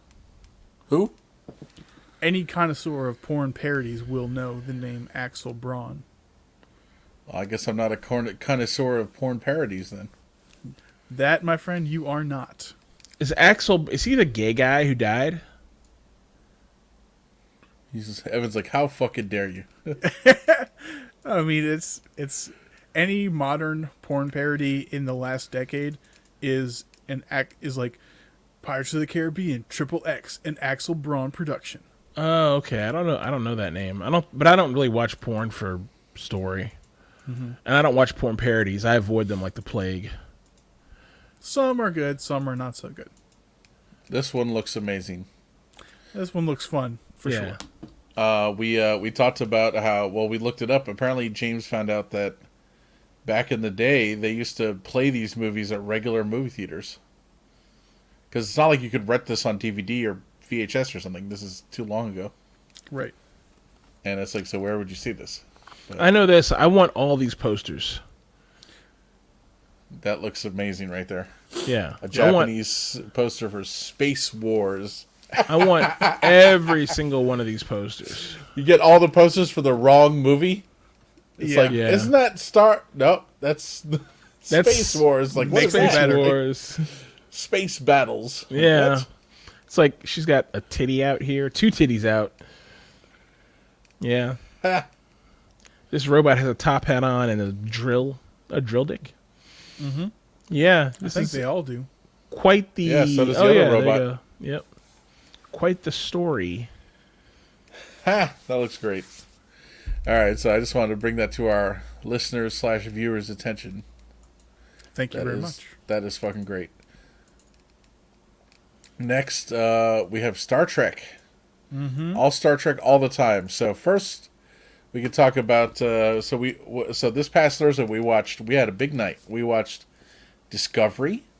Yep. So Terra Firma Part 2, Yep.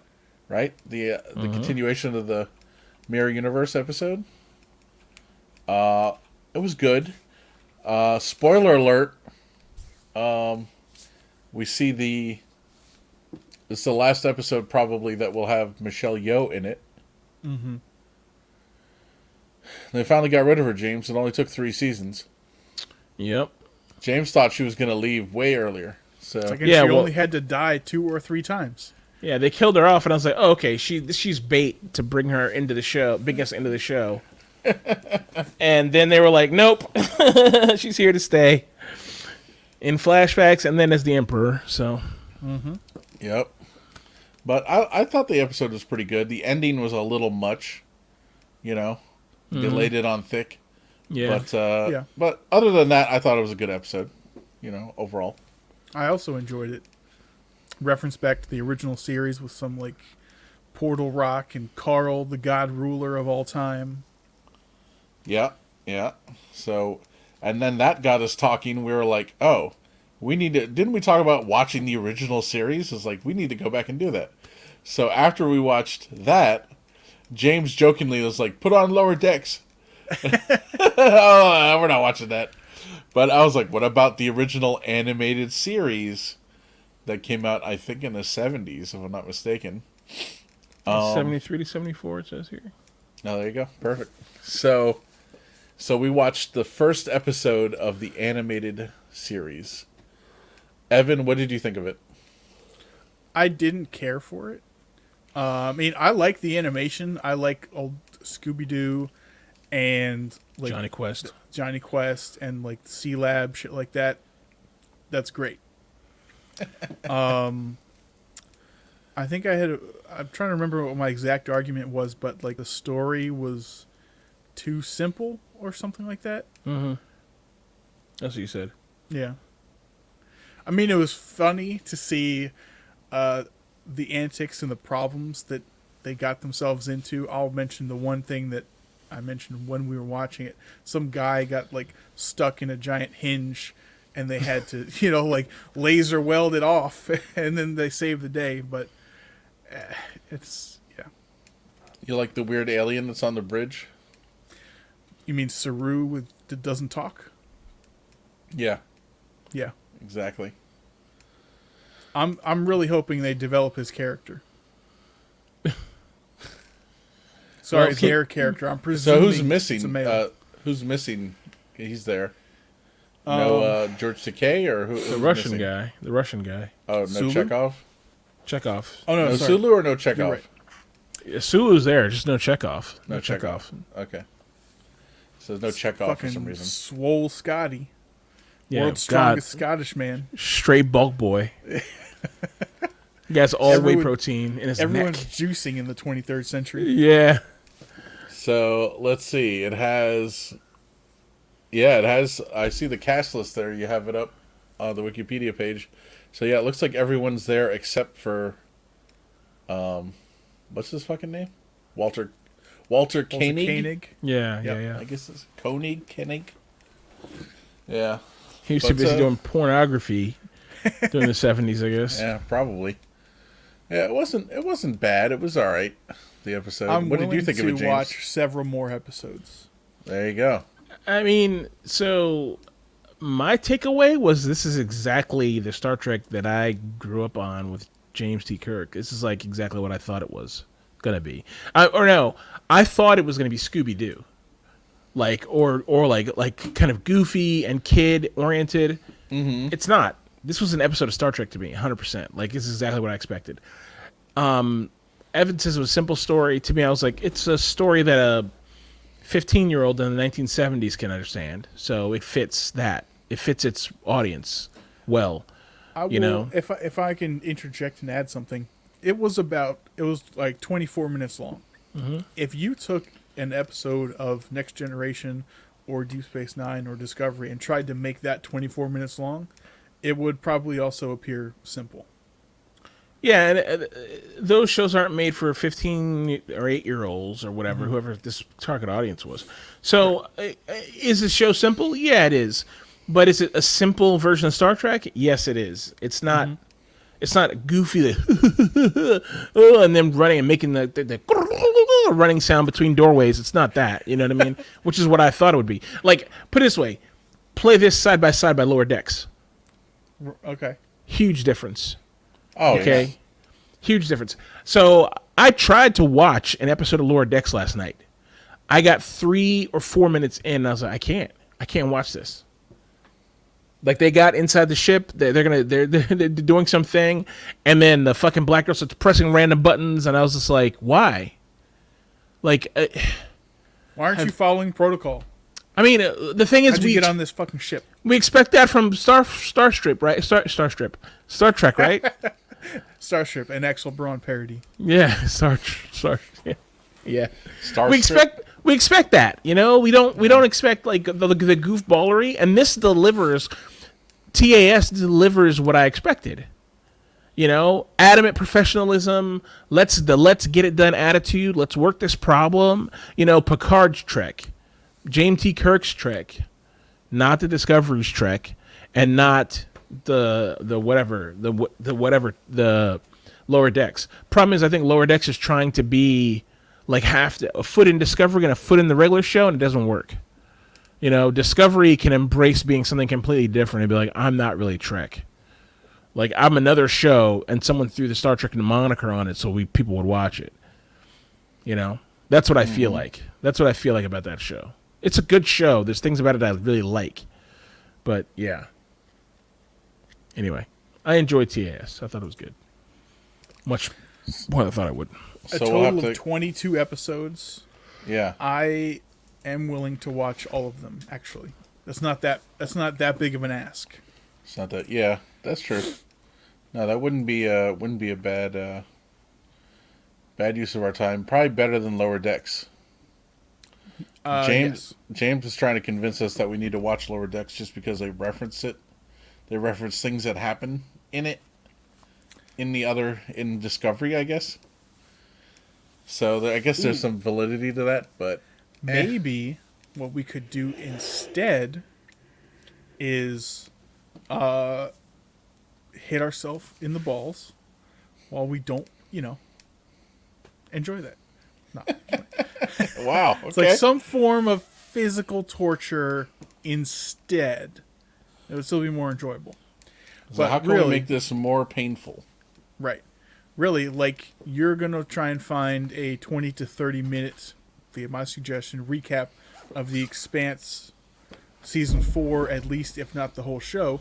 Maybe we can find a similar 20 to 30 minute video recapping the references and significance of Lower Decks instead of watching the episodes. Very true. Oh, by the way, as I say, the Lower Decks, the first 3 or 4 minutes of the episode I saw, the Lower Decks captain is walking through the hall. She's like, "So what am I gonna say? Am I gonna say like?" She's talking to her number one or whatever. She's like, "What about it's whoop time?" And I was like, Oh, man. that's where this came from." I was like, "Okay, cool." And that's the second episode of Lower Decks. But which one came first?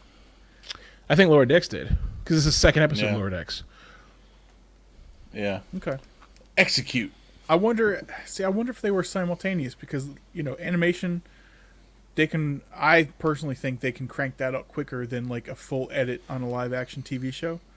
But it was obviously, I would say they were written at the same time at least. Oh, that could be it. Yeah, that could be. I'm thinking about release, but yeah, you're right. You're right. They could have been made at the same time. You're right. Or they could be copying Discovery. It could be made after Discovery. I don't know. You're right. I didn't think about that. All right. Well, we also watched The Cage. Episode 0. Yes, season 1, episode 0 of the original series. Apparently, no one actually saw this, the general public, until the 80s. It wasn't 20 years released after. until then. Yeah. So, but this is actually the original pilot. It's a little over an hour long. It's like hour and 2 minutes, or an hour and 4 minutes, or something. Apparently, I was reading the Wikipedia article about it, and the studio thought it was too thinky for for people to understand, too intellectual. I So wonder if it was. What the fuck did people like think? How deeply did people think in the 60s? Go smash! No, I don't know. Yeah, Maybe. He's a red. Shoot him. Yeah. right. So, but they didn't reject the show outright. They ordered another pilot, which is kind of crazy. They're like, make it again. Make it sexier. Yes. It Do seemed. do small. Like what? Like Oh, I wonder if that's why we lost number one, the female number one. Probably. They couldn't have a woman in charge. They still wanted a woman on the bridge, so they put her in. They put her over communications. She's a secretary. she's like, she'll answer the phones. Yeah. But she's now black, so they said we'll make her less, but we'll But also more. make her We'll black. compensate. So Okay. she's really less. No. Yeah. So if you have seen The Cage, No. number one, and this is like super progressive at the time. Number one is woman. Guys, I'm not for you and Michael, but for everyone else, that's what we're talking about. Number one is a female, Right. and she's actually like, her sexiness is not played up. She's definitely attractive for sure, but she's played up as they kind of reference her like, oh, she's like a robot, like as an intellectual, and she's a professional, like a serious professional. It's good. Yep. There's I some liked her. things about that show that I liked. Dude, fucking I thought that episode Yeoman. specifically was great. Dude, get out of here, Yeoman. Like, Yeah. Oh my god, let's go. I want more of this. This is the whole Yeoman shit was funny, man. Yes. Leonard Nimoy was Spock, but Spock was obviously not the first officer. It was number one, right? But Spock wasn't acting like the Spock we know. Yeah, he was smiling. Yeah, he's a little more emotional, Definitely more authoritative. Yeah, yeah. And almost every other actor was different. Like there was. Yeah. I think they're all different except for Spock. The Doctor was played by another guy. The captain wasn't, and it wasn't Captain Kirk. It was Captain Christopher Pike, played by Jeffrey Hunter, who I read apparently they still wanted him, but he wanted to just concentrate on doing movies and things. So he was like, I'm gonna pass. So there you go. Happens. Now it said we were blessed with William Shatner instead. Yep. How different would Star Trek have been if it was Christopher Pike, I don't think we would played by Jeffrey Hunter? I don't think we would have cared as much about it. Could be. I think it would have been better. I think it would have been very good with him. Not But that it Star makes me Trek wonder- isn't good, but you know, Right. What would William Shatner have become without that role? Sheriff even know him. Officer T.J. Hooker. True. No, but would he have ever been T.J. Hooker without being Captain Kirk? You Who know? knows?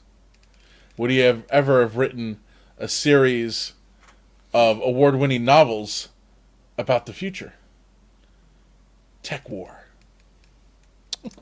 Wasn't that a movie? Isn't that a cheesy TV show called Tech War? It is Based on his book? it is at least multiple cheesy movies. It may also be a cheesy TV show. I'm not sure. I don't. I Look, liked. he's speechless. He's like, I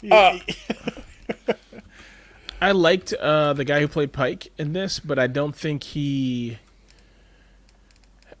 I don't know, it's hard to go off of one pilot, right? Like, there's a lot of lazing. He does a lot of lazing around that Kirk never does. Like, in the episode, he walks into his room and lays down on the bed and calls the doctor and has a martini with the doctor. It's true. The doctor brings it. Michael called it his handheld apothecary or whatever. Apothecary, and fucking makes a martini, and they shared. I was like, what's happening? But it was good. It was great. Yeah. Drink this and shut the fuck up about your feelings. So, you know what I thought was cool though about this show was, and what it highlighted for me in regular Star Trek, right? All the other characters blend in, except for number one, the yeoman, the captain, the doctor, and Spock. All the other characters are a homogeneous mass. You know, true. Young white male with brown or blonde hair. Mm-hmm. That's it. Well, every single person was white, no? Well, that's definitely a thing, and I don't have a problem with that. It's the '60s, whatever, you know. Yeah. But it just seems noticeable that the new Star Trek, they're like, oh, we got to have an Asian guy. There was that Japanese guy who was a transporter tech. He was doing math over in the corner. Oh, yeah. But when the new Shake show came out, they're like, we got to have an Asian guy, a Russian guy, a black girl, an alien, and a white guy. And that was the crew. That was the main crew you saw, and then the Scottish guy. So it's like, let's make every single character stand out big time, you know. And I think that shaped Star Trek as we know it now. True. Because every Star Trek crew has a insane level of diversity. At least one person that probably everyone can identify with. Yeah. Now, yeah, you know, another way they do diversity, at least I don't think they did this in the original Star Trek, but at least in Next Generation and up, the names of the ships. You know, they're all not, you know, Discovery, right. Enterprise, blah. You know, one's the USS Crazy Horse, one's the, like, what's the ship in, is it, you know, the Shenzhen or the... Yeah. Shenzhou, Yamato in Next Generation, shit like that. It's not just American. Next Generation has a ship called the Yamato? Yep. Yeah.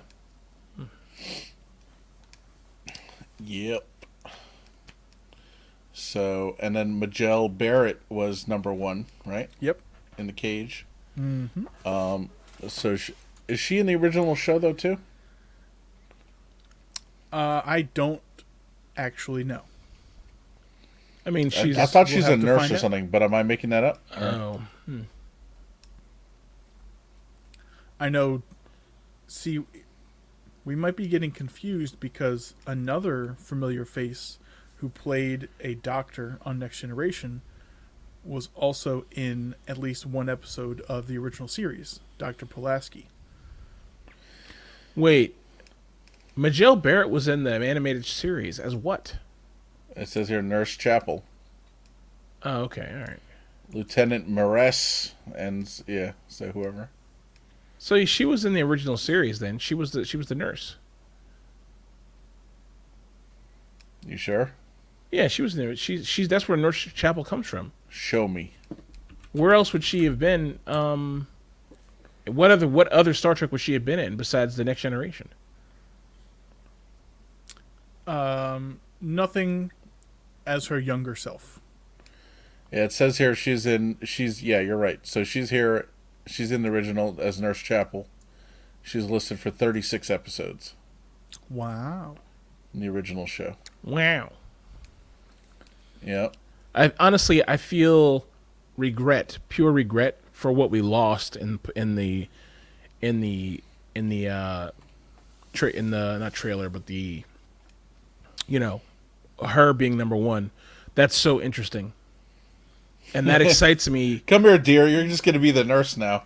I mean, that excites me for the new Pike show, right? Like the new, because the new Pike show, the number one is a clone of her. Yeah, I'm sure they did that on purpose. Made her very similar. And I think Yeah. she played the role well. Yeah, I think she did too. It was I wish we had gotten that Star Trek. I wish we had gotten her as number one. Not because Spock is not uninteresting, but I never view Spock as number one. Like that, the old Star Trek. I remember watching the old Star Trek as a kid, and I never watched it thinking like, oh, the command structure is Spock is second in command. It was always like, okay, Kirk, and then everyone else is the same level. That's how I always viewed it. Right. But with the Pike one, it's clearly delineated who's in charge after Pike is gone. And it functioned that way. Like it was very like pseudo military on the ship.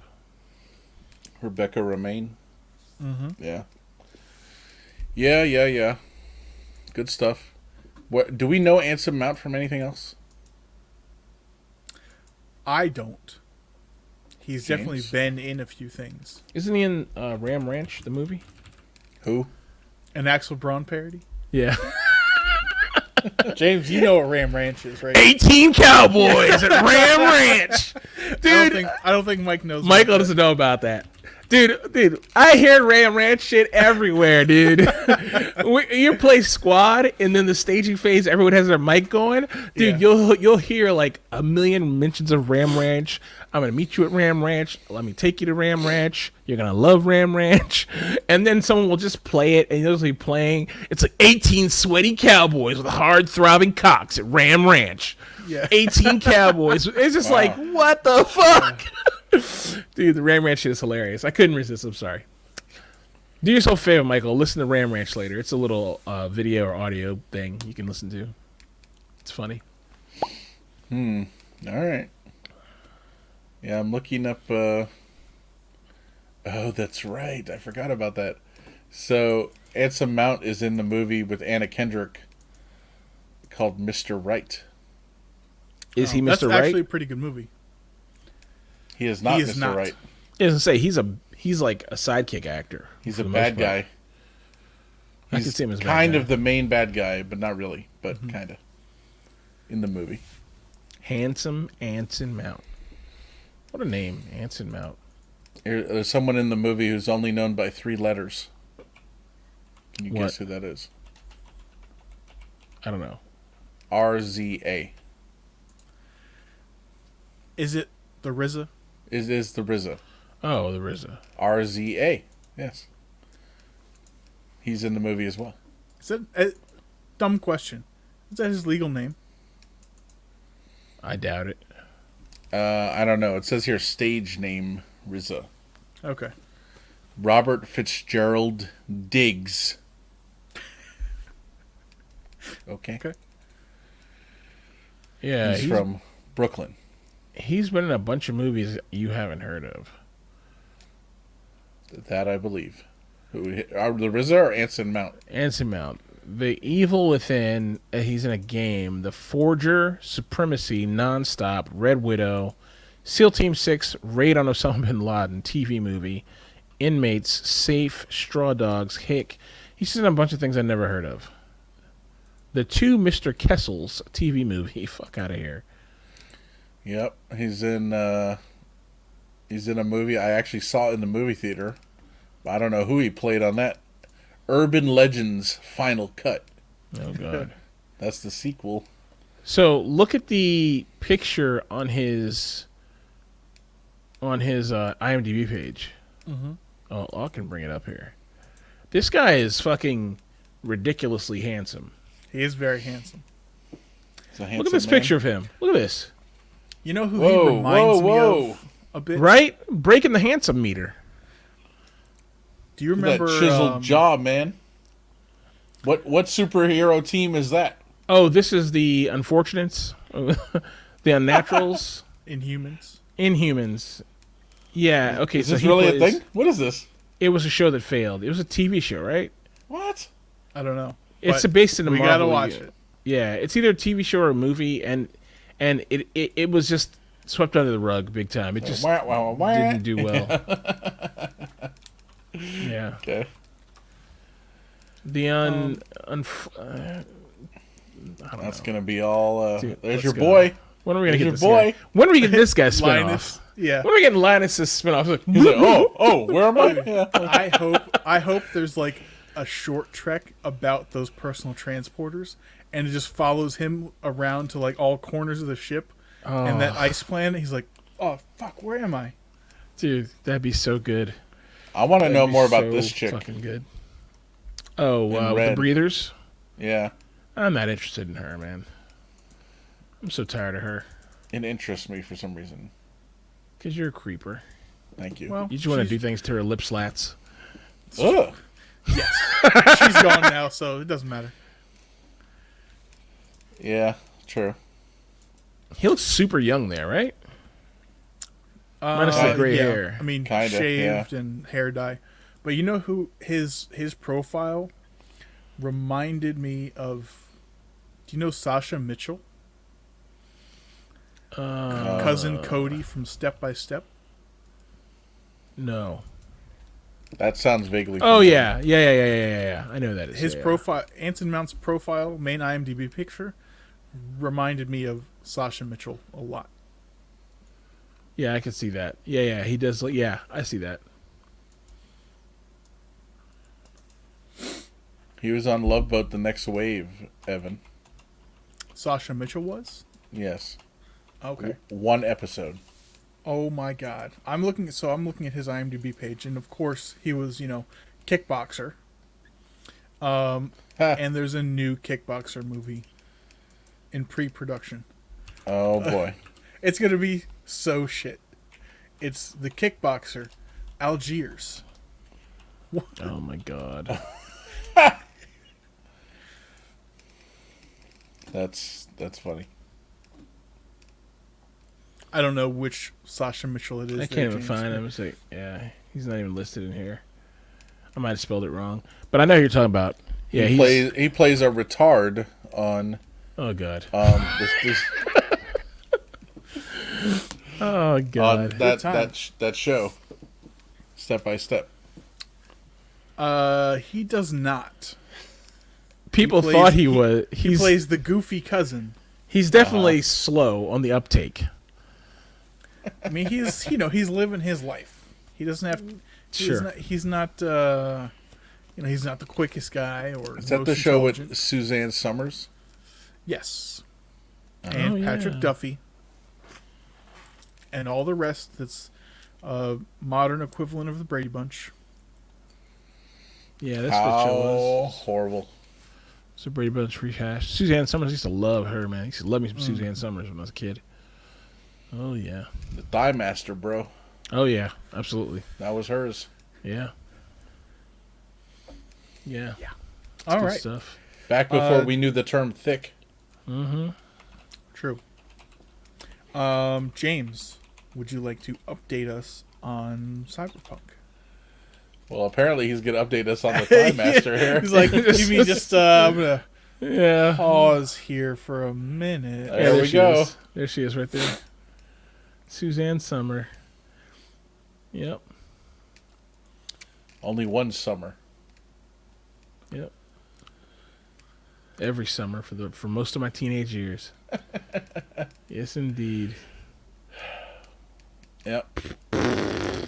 All right. enough of that. Yeah. So Bring up the That guy's total, shitting. Jim. Come on. Chuck So- Norris, bring it up. yeah. So Cyberpunk. Oh man, this is a hard one. So, as you know, the game released with lots of problems. Just to quickly recap, it released in a state where it could not be played on last-gen consoles. Lots of visual problems, lots of bugs. If you had a PC, a gaming PC, or a next-gen console, PS8 or Xbox 1000, whatever it's called, if you had one of those, you could play the game great, no problems. I thought it wasn't been released yet for next gen consoles. I think it was, but I don't think the people had the consoles yet.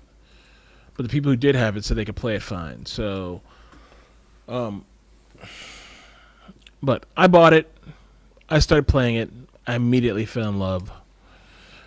The game has bugs. There's no doubt. Even for people with PCs, game PCs, the game has bugs. But still a lot of fun. CD Projekt Red said they put out a thing saying we'll give anyone refunds who wants one till like Monday the 21st. Right after that, Xbox then bandwagoned on and said we'll give refunds out. And then Sony came on and said, went one step further, said we're going to pull the game off our shelves, and then do refunds. The sad thing about this game is there's a lot of bad actors out there as far as the media, okay? And the main problem is when CD Projekt Red released the game to reviewers, they did not release last console versions. For obvious reasons. So the game was fucked, and they knew it was fucked. They wouldn't let people use their footage. They would only use their own. They said, you can only use our pre-release, pre-roll, B-roll footage we're going to give you. But the reviews, for the most part, were good. They were pretty decent reviews. Okay, a few critical ones out there, but they were good. Even the critical ones were good. The thing is, I think the nature of the way that industry works is the first to the press is the first to get the views and get the eyes. So people raced through the content, right? So, and this is probably also part of the fact that the CD Projekt Red team, their marketing team doesn't really know their product, right? They didn't really know what they had.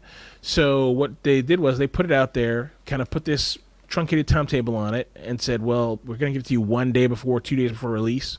So you've got to race through the content. So people raced through the content, however long they had it. And they played through the main game and they're like, okay. And so their output was the story is short. The game is good, but that's it. And this game will allow you to treat it like a regular game. But here's what I would say to anyone getting the game. The main story, you can probably have done in 10 hours. The game doesn't start until you get to the side quest shit. The side quest shit is where this game shines. The main story is good. The narrative is great. But the side quest is what decides your fate. What decides, what options are given to you, the gear you get. The side quest stuff is amazing. It is absolutely mind-boggling. If you like narrative stuff, you like good story, do the side quest stuff. Don't wander through it and say, I'm confused by why this game is so short. What's all the hype about? Is the hype overblown? Yes. Is the game revolutionary? No, not by any stretch of the imagination. It's just a good RPG. I don't want to stan the game. I was accused by somebody on Reddit of standing the game, so I don't want to stan the game. Stand? What does that mean? Stan. Eminem song. Stan's biggest fan. Look at Michael. Got it. He's like, I didn't know Dido played Cyberpunk. I learned something today. Yeah, exactly. But the game is good, dude. Grimes is in the game, which I could care less. Like, fuck Grimes and fuck Elon Musk for being stupid. But her character's amazing. Her character's creepy as shit. And, dude, I want more with Grimes' character, Lizzie Wizzy. I want more shit with Lizzie Wizzy. It's so good. it's creepy, and you're just like, it's effective. You're just like, oh shit, what the fuck's this bitch on? You know what I mean? The love interests in the game are all great. You know, I stayed up till last night, 3 a.m. last night, to finish before the show, but I stretched out the time it would take for me to finish by doing as much content, side content, as possible. And I finished last night. The moment when you get to a point of no return, access to the game where you cannot go back, you cannot save again. I think it took me 2 or 3 hours from that point to finish the game. So for 2 or 3 hours, you're locked in, you know? And it was amazing. I'm going to say that. I don't want to spoil. I'm not going to spoil anything. But it was amazing. I had a great time. I enjoyed the game. My ending wasn't satisfying to me personally.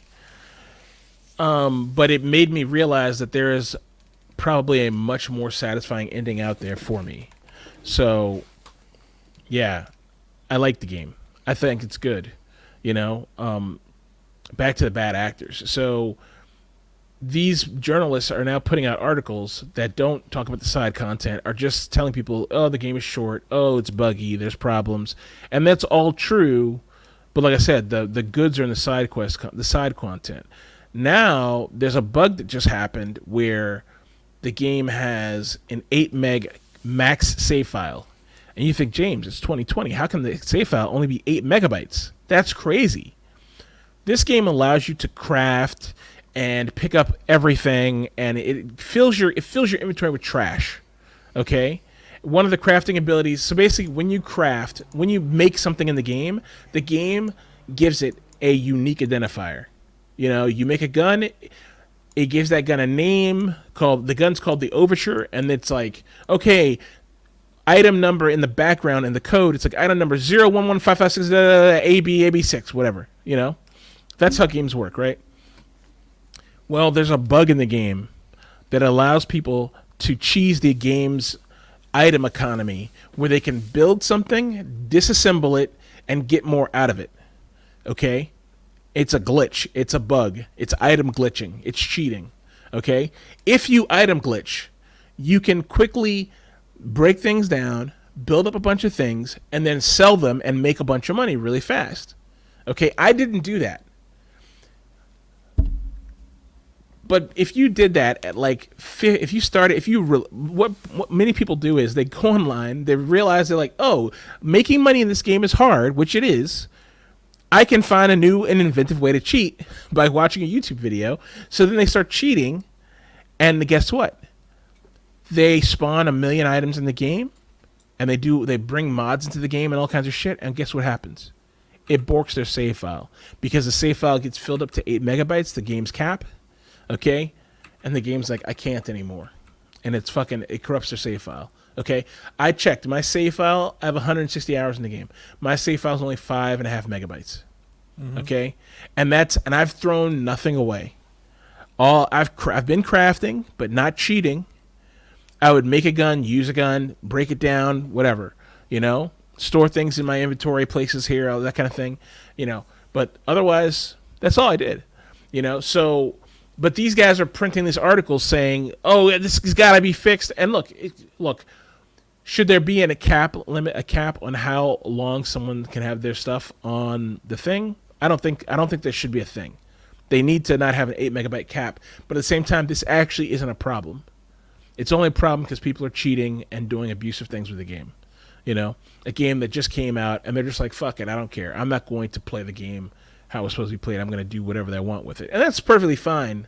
But don't be shocked and surprised. And then you have all these fucking reporters. They're saying, oh, this game is bugged. It's bugged beyond repair. So the thing is, one of the first games that has pushed RPGs to a place where it can actually show us something great, this company's getting destroyed because of it. You know, and it's really, really sad because they put so much effort and love into this content and into this narrative and into this world. You can see it when you play the game. And it breaks my heart that, dude, this company is going to be destroyed to a point. One of two things will come out of this. A, they'll say, we learned our lesson. We're not going to go above and beyond anymore. Or they could stand up to the challenge and say, we're going to continue to try to strive to do better. But CD Projekt Red, I feel like, will probably do that if they survive. But as I think Michael has this article next, their stock is taking a shit.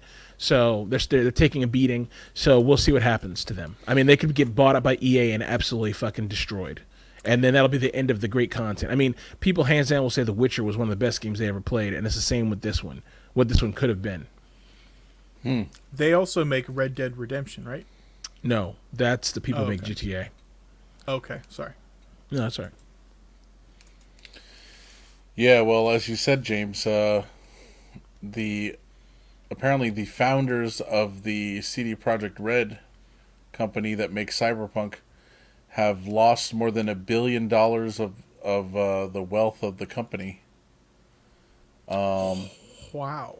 or the value, I guess, because their shares have gone down by a third over just the past 6 days. Let me ask this: why is CD Projekt? I mean, this is gonna be a dumb question because we think of like EA is publicly traded. I was gonna ask, why is CD Projekt Red a publicly traded company? Are they publicly traded, Michael? Or is this just their value? That's no. Well, they have a stock ticker. Yeah, I guess they're publicly traded. Okay, there you go. Yeah. I mean, I don't know. How do you get publicly traded? And why would you want to do it versus not doing it? You know, like what's the deal? Get more funding, but then I guess you risk this kind of reaction. Right. But $1 billion, that's impressive. Yeah. Yeah, like you said, though, hopefully they can weather it and build it back up. But the whole Tell thing, you what, like guys. you said, Buy the dip. the whole thing with Sony, where they had to pull the copies off the I guess physical and digital shelves. I mean, that's Sony being spiteful, though, because CD Projekt Red said almost 2 days before that they would cover the refunds, and Sony is one of these companies that ruthlessly is adamant about not taking any refunds, period. So they're pissed, and that's why they did it. You know? That's why they were like, well, fine, we'll take it off our shelves. You know? Which is a huge blow to CD Projekt Red. A massive blow. They should. I'll be honest with you. I don't think they should have released it for these older consoles. I think the problem is they spent the last, 4 years saying it'll be out for these older consoles. That's a problem. And I looked. It actually has not yet been released for the newer consoles. Has it not? It says 2021 sometime. Oh, well, there you go. Okay. So then that's probably more than half of gamers who either can't play the game or it won't run for them properly. Mm-hmm. Can you imagine that? That's crazy. You know, I think PC gamers probably only make up 40% of the market, if that. That is Well, what yeah. some might call a blunder. Yeah, it's a huge fuck up. Massive. Well, I guess. Yeah. I mean, I guess it's not ready, right? For whatever reason. But, Well, something else with the game, there's missions. There's missions that just aren't complete. There's the thing is, there's so many missions that you can overlook, the 2 or 3 missions that are borked. But dude, there's one mission where you have you get a mission from an AI vending machine named Brendan. He's like, I'm Brendan. It's funny. It's a hilarious mission. And his first mission, he just asks you, he's like, can you move that dumpster? It's blocking my view of the street. I love to people watch. And you're like, oh, okay. And you move it, and he gives you a free soda. It's cool. That's fun. Yeah, it's a cool, fun little mission. Well, he has another mission for you, but you can never go back to him. You go to him, and he just sits there. He never does anything. But so I have an icon on my map saying Brendan wants me to do a mission for him, but I can't do anything with him. And then another mission, I can tell this character was clearly designed to be a love interest. But either they ran out of time or money or effort to make her one. mm-hmm. And I just don't know why. Because she was so they have, in the game, they have 4 love interests. Okay? They have 1 lesbian female, 1 straight female, 1 gay male, 1 straight male. Okay? So there's something for everyone. The lesbians will only date women. The straight people will only date the opposite sex. I think this character was a bisexual character. Because, and this is just my guess, because it seems like they seem to like the symmetry. But I think this character was a character anybody could have gotten with. Her whole thing was that she was transgender and her husband died, and now, and they only mentioned the transgender thing in passing, because that's the only reason I know it, but when I first saw her, I was like, I want to fuck her, I was like, why can't I fuck this one? There's so many women in that game, I'm like, why can't I fuck them? Like, I want to, I want you. I choose you, so yeah, but her character's not finished. It's clearly like they were just like, okay, whatever, which is sad because they put a lot of time and energy in it. Yeah, and there's a lot of that in the game. There's a lot of things that you're like, this doesn't look finished. Dude, I found a completely untextured light post in the game. Yeah, that's so it's all gray box, if that means anything to you. The whole thing is just matte gray with no texturing. And if you know what that means, when you build a game world, you build all the geometry, and then you texture that geometry. So this was an untextured light post, and I have a picture of it somewhere. I can find it, and I'll post it somewhere if I can, if I remember. It's all boxes first? No. It's all boxes, but then they sculpt it or whatever and make it what it's supposed to be. But that is in turn a gray light pole mass, but it's all gray. It's just a light pole, but it's all gray. There's no shadows, no shading, no textures. So I found this just laying on the ground in a back lot somewhere, and I was just like, what is this here for? Like, how did this not get shaded? Like, what is this? The game has stuff like that in it all over the place. You'll run into it occasionally, every now and again. It's hard to find it, but it's there, or falling through the world, or falling, like they give you have these legs that you double jump and jump on top of shit. But then one time I jumped on top of a roof, and this only happened once. I jumped on top of a roof, and I fell through the roof into the building. Wow. And I was into the building in a blank space where there was nothing. And I had to, figure out how to walk out. I was like, where am I? I'm stuck? And then, of course, you've seen the videos on Twitter of people falling through the world and shit like that. And cars just popping in, things disappearing, NPCs stopping and doing weird stuff. I mean, the game's AI, there's so many problems with this game, but it's still a good game. The narrative is still great. Definitely worth playing. I would not play it for gunplay, but I would play it for the narrative. I'd play it for the story. There's so many stories. Like, Night City is alive in that game. Right. You feel you've definitely got your $60 to $80 Oh, worth. sure. I don't know how much the game was. Absolutely. And so for me to say this to you is huge, because I very rarely play games to completion. I play them, get bored with the mechanics, and I just whatever.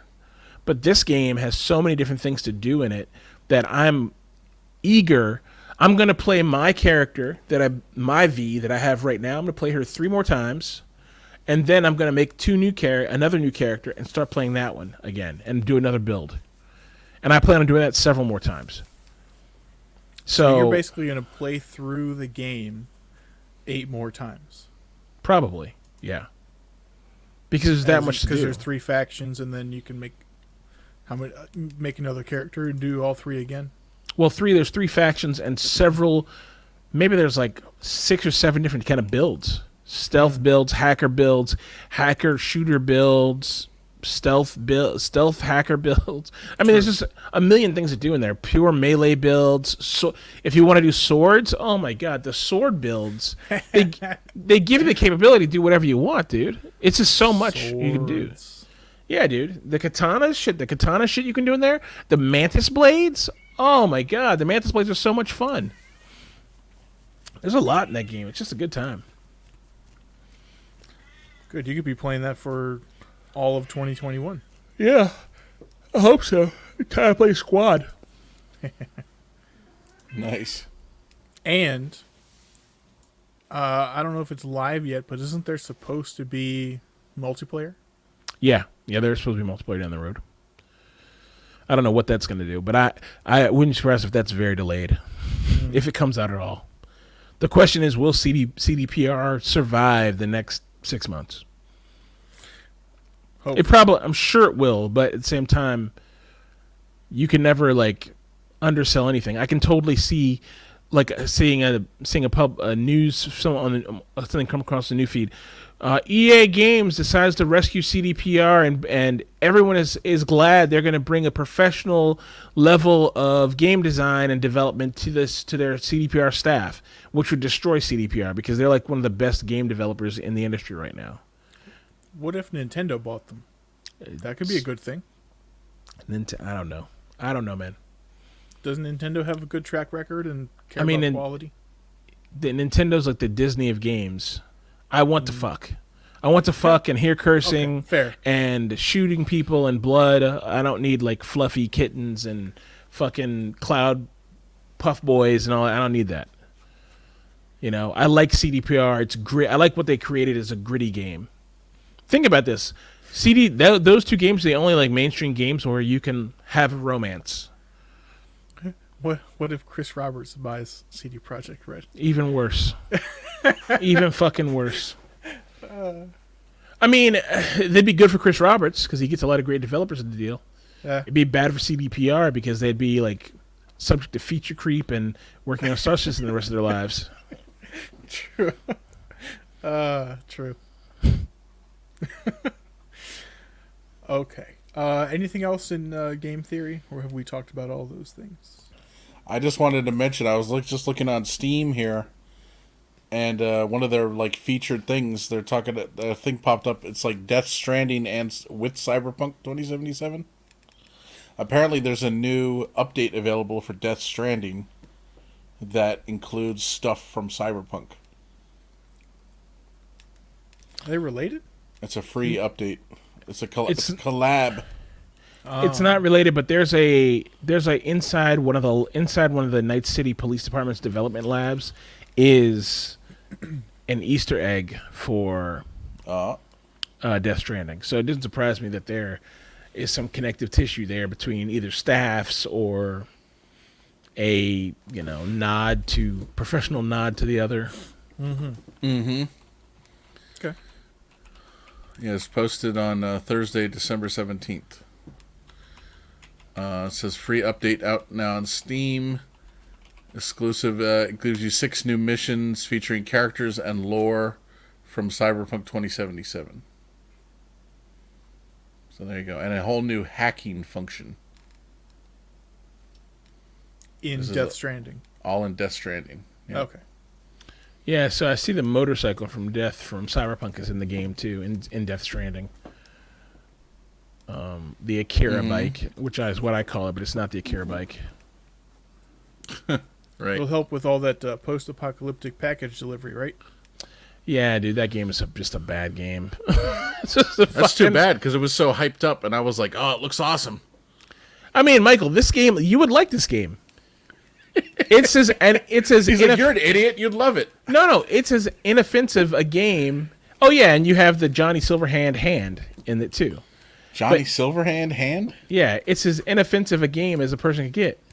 You know, as a game can get. It just all you're doing in the game is driving around delivering packages.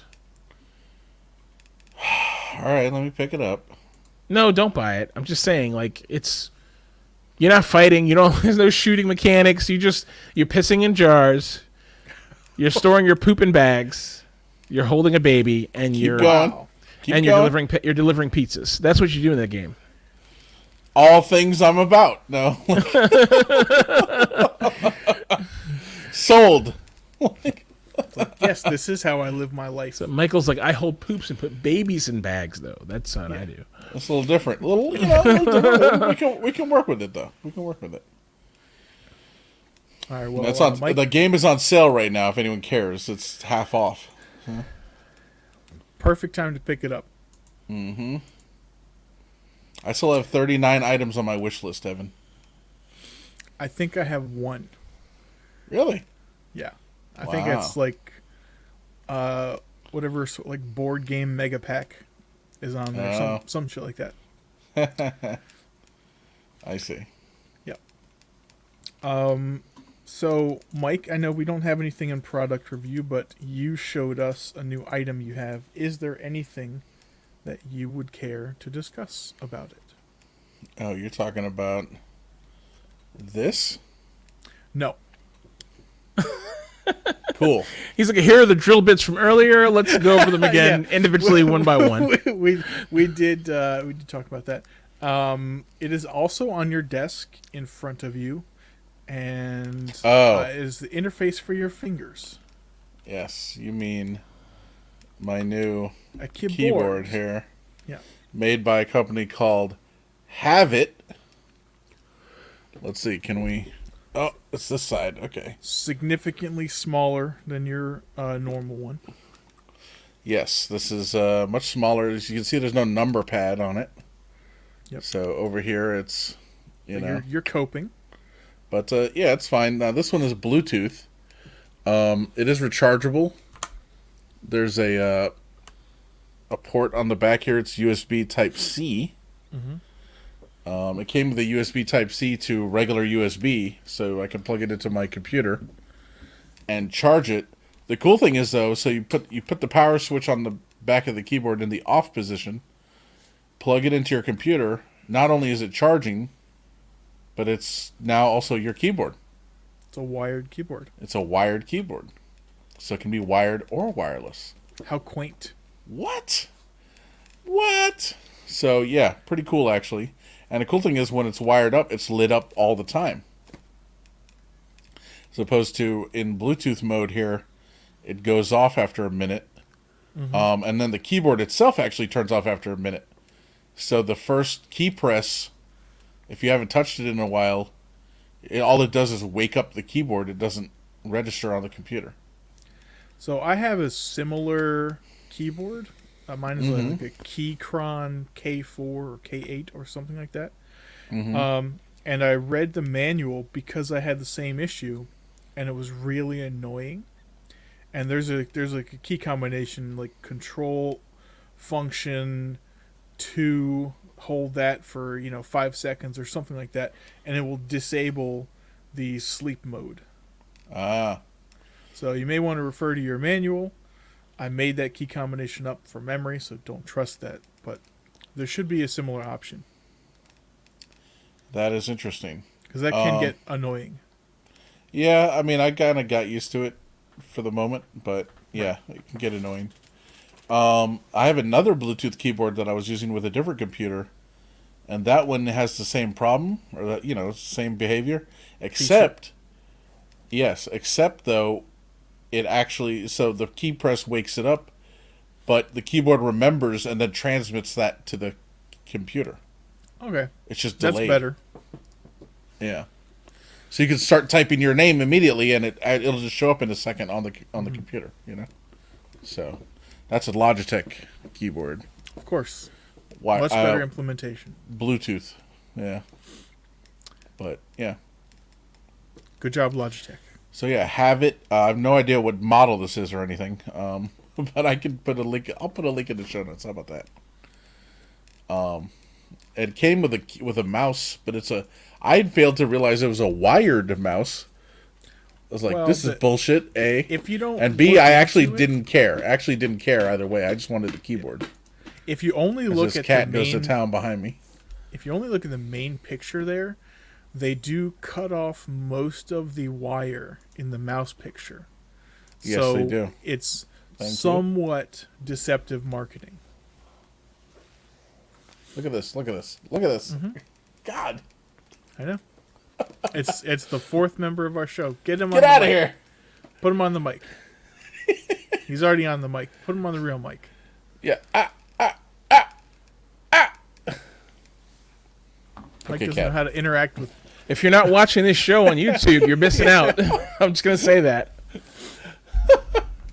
He doesn't know. He doesn't normally. House cat shocks Mike. He doesn't normally try to walk on me from being back here. So, see, the problem is he wants to climb onto my. Normally, it's this shoulder he wants to climb onto, but he usually does it from the floor. He'll jump on my lap and then climb over the rest of me. And what are you doing? Stop! Yeah, I will also say that usually he's not in your room.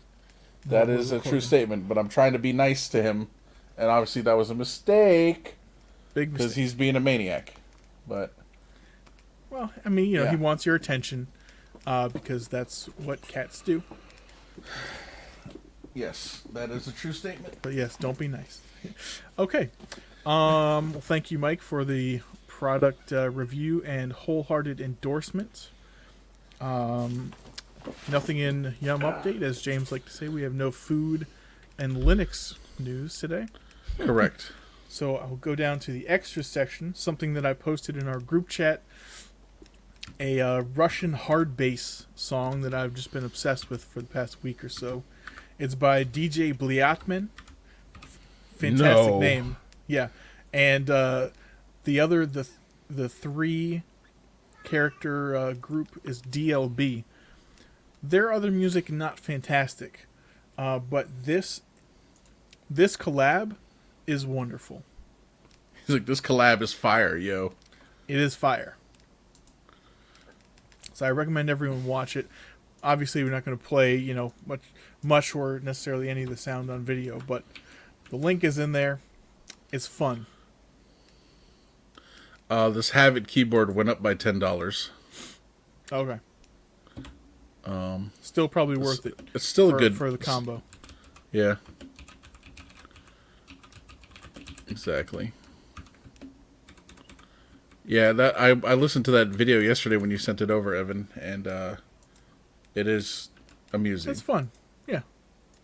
I don't know why I would need to listen to it 17 more times, like you, but I mean, if you have to question it, then it's not for you, Mike. There you go. I mean, the same way that I'll listen to this, a dozen times a day for a week is, maybe I get a similar feeling of enjoyment as you do if you listen to the same audiobook for the 24th time. Mm-hmm. Mm-hmm. I mean, I like this because it's like, to me, this is like the Russian equivalent of a summer song. Right. Like, I mean, like, can't you see it is summer? I mean, they've only got 6 inches of snow in Russia. Yeah, exactly. They're practically burning up over there. No, but you know how, like, what's that song by LMFAO? LMFAO, or like Miley Cyrus, We Can't Stop. It's like those certain songs have like that we're free and young vibe. This song has that vibe, you know what I mean? And I like that. I like that energy in my old ass life, you know what I mean? As do I. Though in this song they're talking about Kalashnikovs and vodka and narcotics and partying that way. But still, a very good Russian, vibes. Good vibes, yeah. Yeah. Good vibes. I would like to hang out with you for 12 as the kids say, no cap. No cap. So, Evan, when you said, would you like to review the product, and I first went to the drill bits, because, of course, why wouldn't I? Well, I would.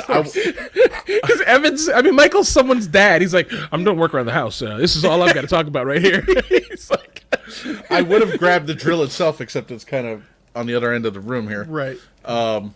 But the second thing I thought was you were talking about was, of course, this Your thing watch. was not showing up now, but yeah, this watch. So, No. yeah. I was like, yeah, we could talk about that. Sure. it's like, I mean, It's a I love Casio, that. It's a Casio, blah, blah, blah. Ooh, we should have a watch of the week. So I thought you'd never ask. Mike, Ha-ha! I support that fully. Thank you. I appreciate that.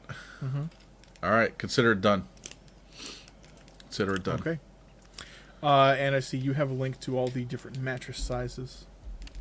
Yes, I put that in the show notes here. Just some random website I found this chart on. There's a couple there I didn't know about or I forgot about. So there's the Twin XL I mentioned. There's a full, but apparently there's a full XL. And then there's a queen. There's an Olympic queen. What? Then there's a king, and then of course the California king. Now I've seen another bed though that's even bigger than that, but I guess that's all custom shit. You know? Yeah, it must be. It's like massive. You know? It's like probably the size of my bedroom, like a bed. You know? I am interested in getting a California king one of these days so I can fully starfish on it, but the Olympic queen is interesting. And by fully starfish, I do not mean spread my cheeks and, like, rub my asshole on the mattress. Maybe that's what James thought. No, I didn't. No, okay, My okay. God. Okay. I didn't know what was possible until you just said it, though. Mark it with your anus. Oh, God. Ugh. Yeah, you're suppress your anal glands on the mattress. Express. Yeah, there you go. Yeah. You really calling a vet. You really got to get up in there, squeeze it out. Yeah, express Jesus. your anal glands. I never heard of that before until one of our buddy's old girlfriends. She said they needed to take the dog to the vet to have the anal glands expressed. I was like, I express my anal glands 4 to 5 times a day, depending on what I eat, But Yeah, I guess that's different, huh? it is. Yes, we believe it or not, there's some differences between the canine and the human digestive tracts. Huh. The old 2 stomachs, which may or may not be actually true. That is inaccurate. Yeah, that's what I thought. I think cows have 3 stomachs. I think it is also inaccurate, but yes. Is it? I believe cows have several chambers to one stomach. Oh, there you go. Okay. So One both man's right. chamber is another man's stomach. Yes, we do not have a consensus here, so we need to do some digging. For next time. Yes. Yep. Anything else to add to the notes here, or that you'd like to discuss? I'll say this. I don't want to review it yet. I did receive the new Samsung Note 20 Ultra. This is got to be the slipperiest phone I've ever had in my entire life. And honestly, It looks good in the hand, though. So I took my other phone out of its case because I was preparing it to go away, and I just stacked them on top of each other, and it's Slides off. oh, dude, it's like a thin nanometer of fucking air between these things. It's so slippery. It's crazy. If I take the case off my phone, it's just as slick. Oh yeah, absolutely, sure. I mean, Is one the side Samsung is also glass. yeah. Let's say this is all glass. So I mean, all these phones now are just made to fall out of your hands. If you don't get a case, when I see people walking around their phone like this, I'm like, what are you doing? That's crazy. where did you buy the phone from? I bought it. Actually, it's now carried by Google Fi, so I bought it directly from Google Fi. Oh wow. Yeah, it was Wow. No. $1,200, but I got it for $800, and of course, I did the monthly plan or whatever. Oh, That's a hell of a discount. Yeah, $800. $899. $899. So it's $400 off. Awesome. Yeah. Wow. You get a D brand skin for that or something.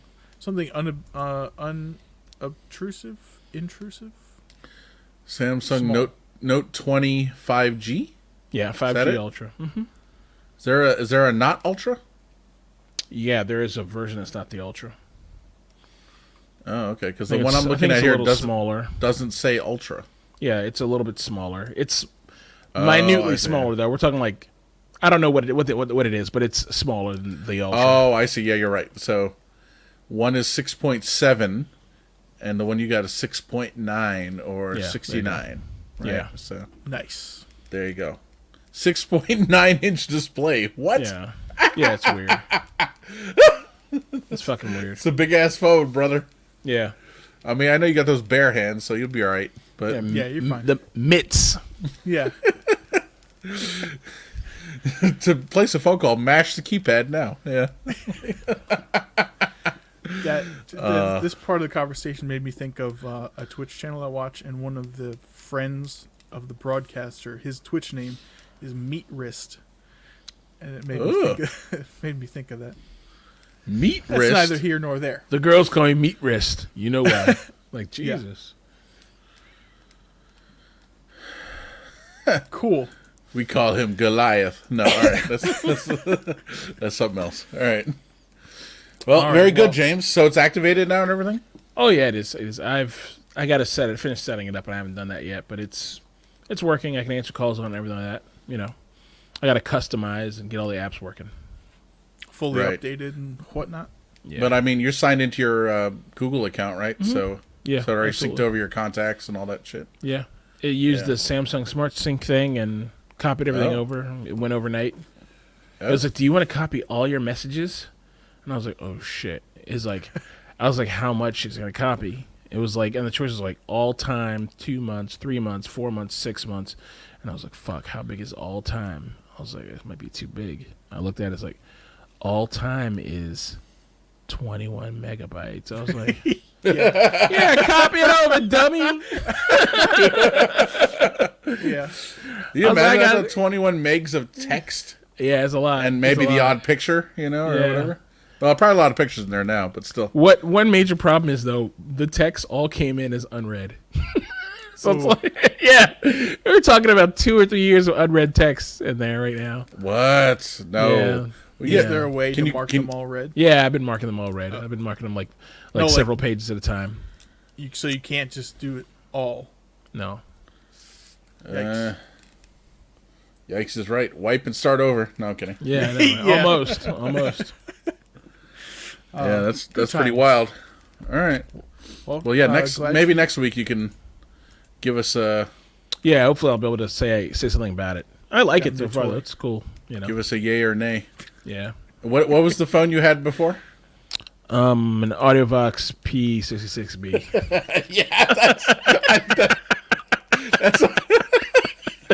Audio box. It's not even true. He's just No, it was a fuck. What is this? A Motorola 620 or something like that. It's just a piece of shit. It's a shitty phone. don't you have a G7? It's a G6. Mine's a G6. It's Like a G6. G6. Yeah, mine's a Motorola G6. It's a horrible phone. Don't stay away from this. It might as well be an AudioVox or a Magnavox. It's a horrible phone. Honestly, broken from the get go. So many problems with this phone. Oh man. Hey, you should have. Let me give you my handy book one. No, let's see. What is this? I know I had this one, which is that? also a Motorola, but No. I learned my lesson. No Motorola's, man. I'm getting a brand name phone now. Motorola stopped being a brand name years ago, when the phones came out of satchels. Once they started making satchel phones, stopped making satchel phones, and Motorola lost their edge. hello, Moto. Can you believe how convenient it is to carry around this briefcase full of batteries and a wire? Yeah, it's so good. I can call up to 3 people a day. It's great Yeah. for $600 per call. And only mild cancer. Yeah, exactly. The phone I had was a Motorola X4. Motorola Moto X4. The flipping one. No, that's this one. Oh God, turned it on. I got angry. Hear that? Yeah, it's like ding, Yeah. ding. Yeah. Okay, good times. James, I'm glad you're enjoying your new toy.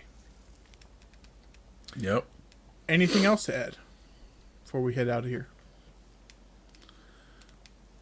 Nope, probably not. I don't have anything. Okay. Well then, on behalf of everyone here at the IO panel, we appreciate your time listening.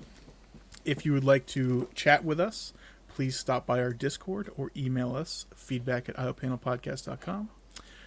Check out our website where you can find new episode postings for YouTube, Mixcloud, all of our social media, Google Play, or it's Google Music, Google Play Music, one of those, iTunes. Everything's on our website. Appreciate your time. We'll talk to you next week. I can hear you swallowing.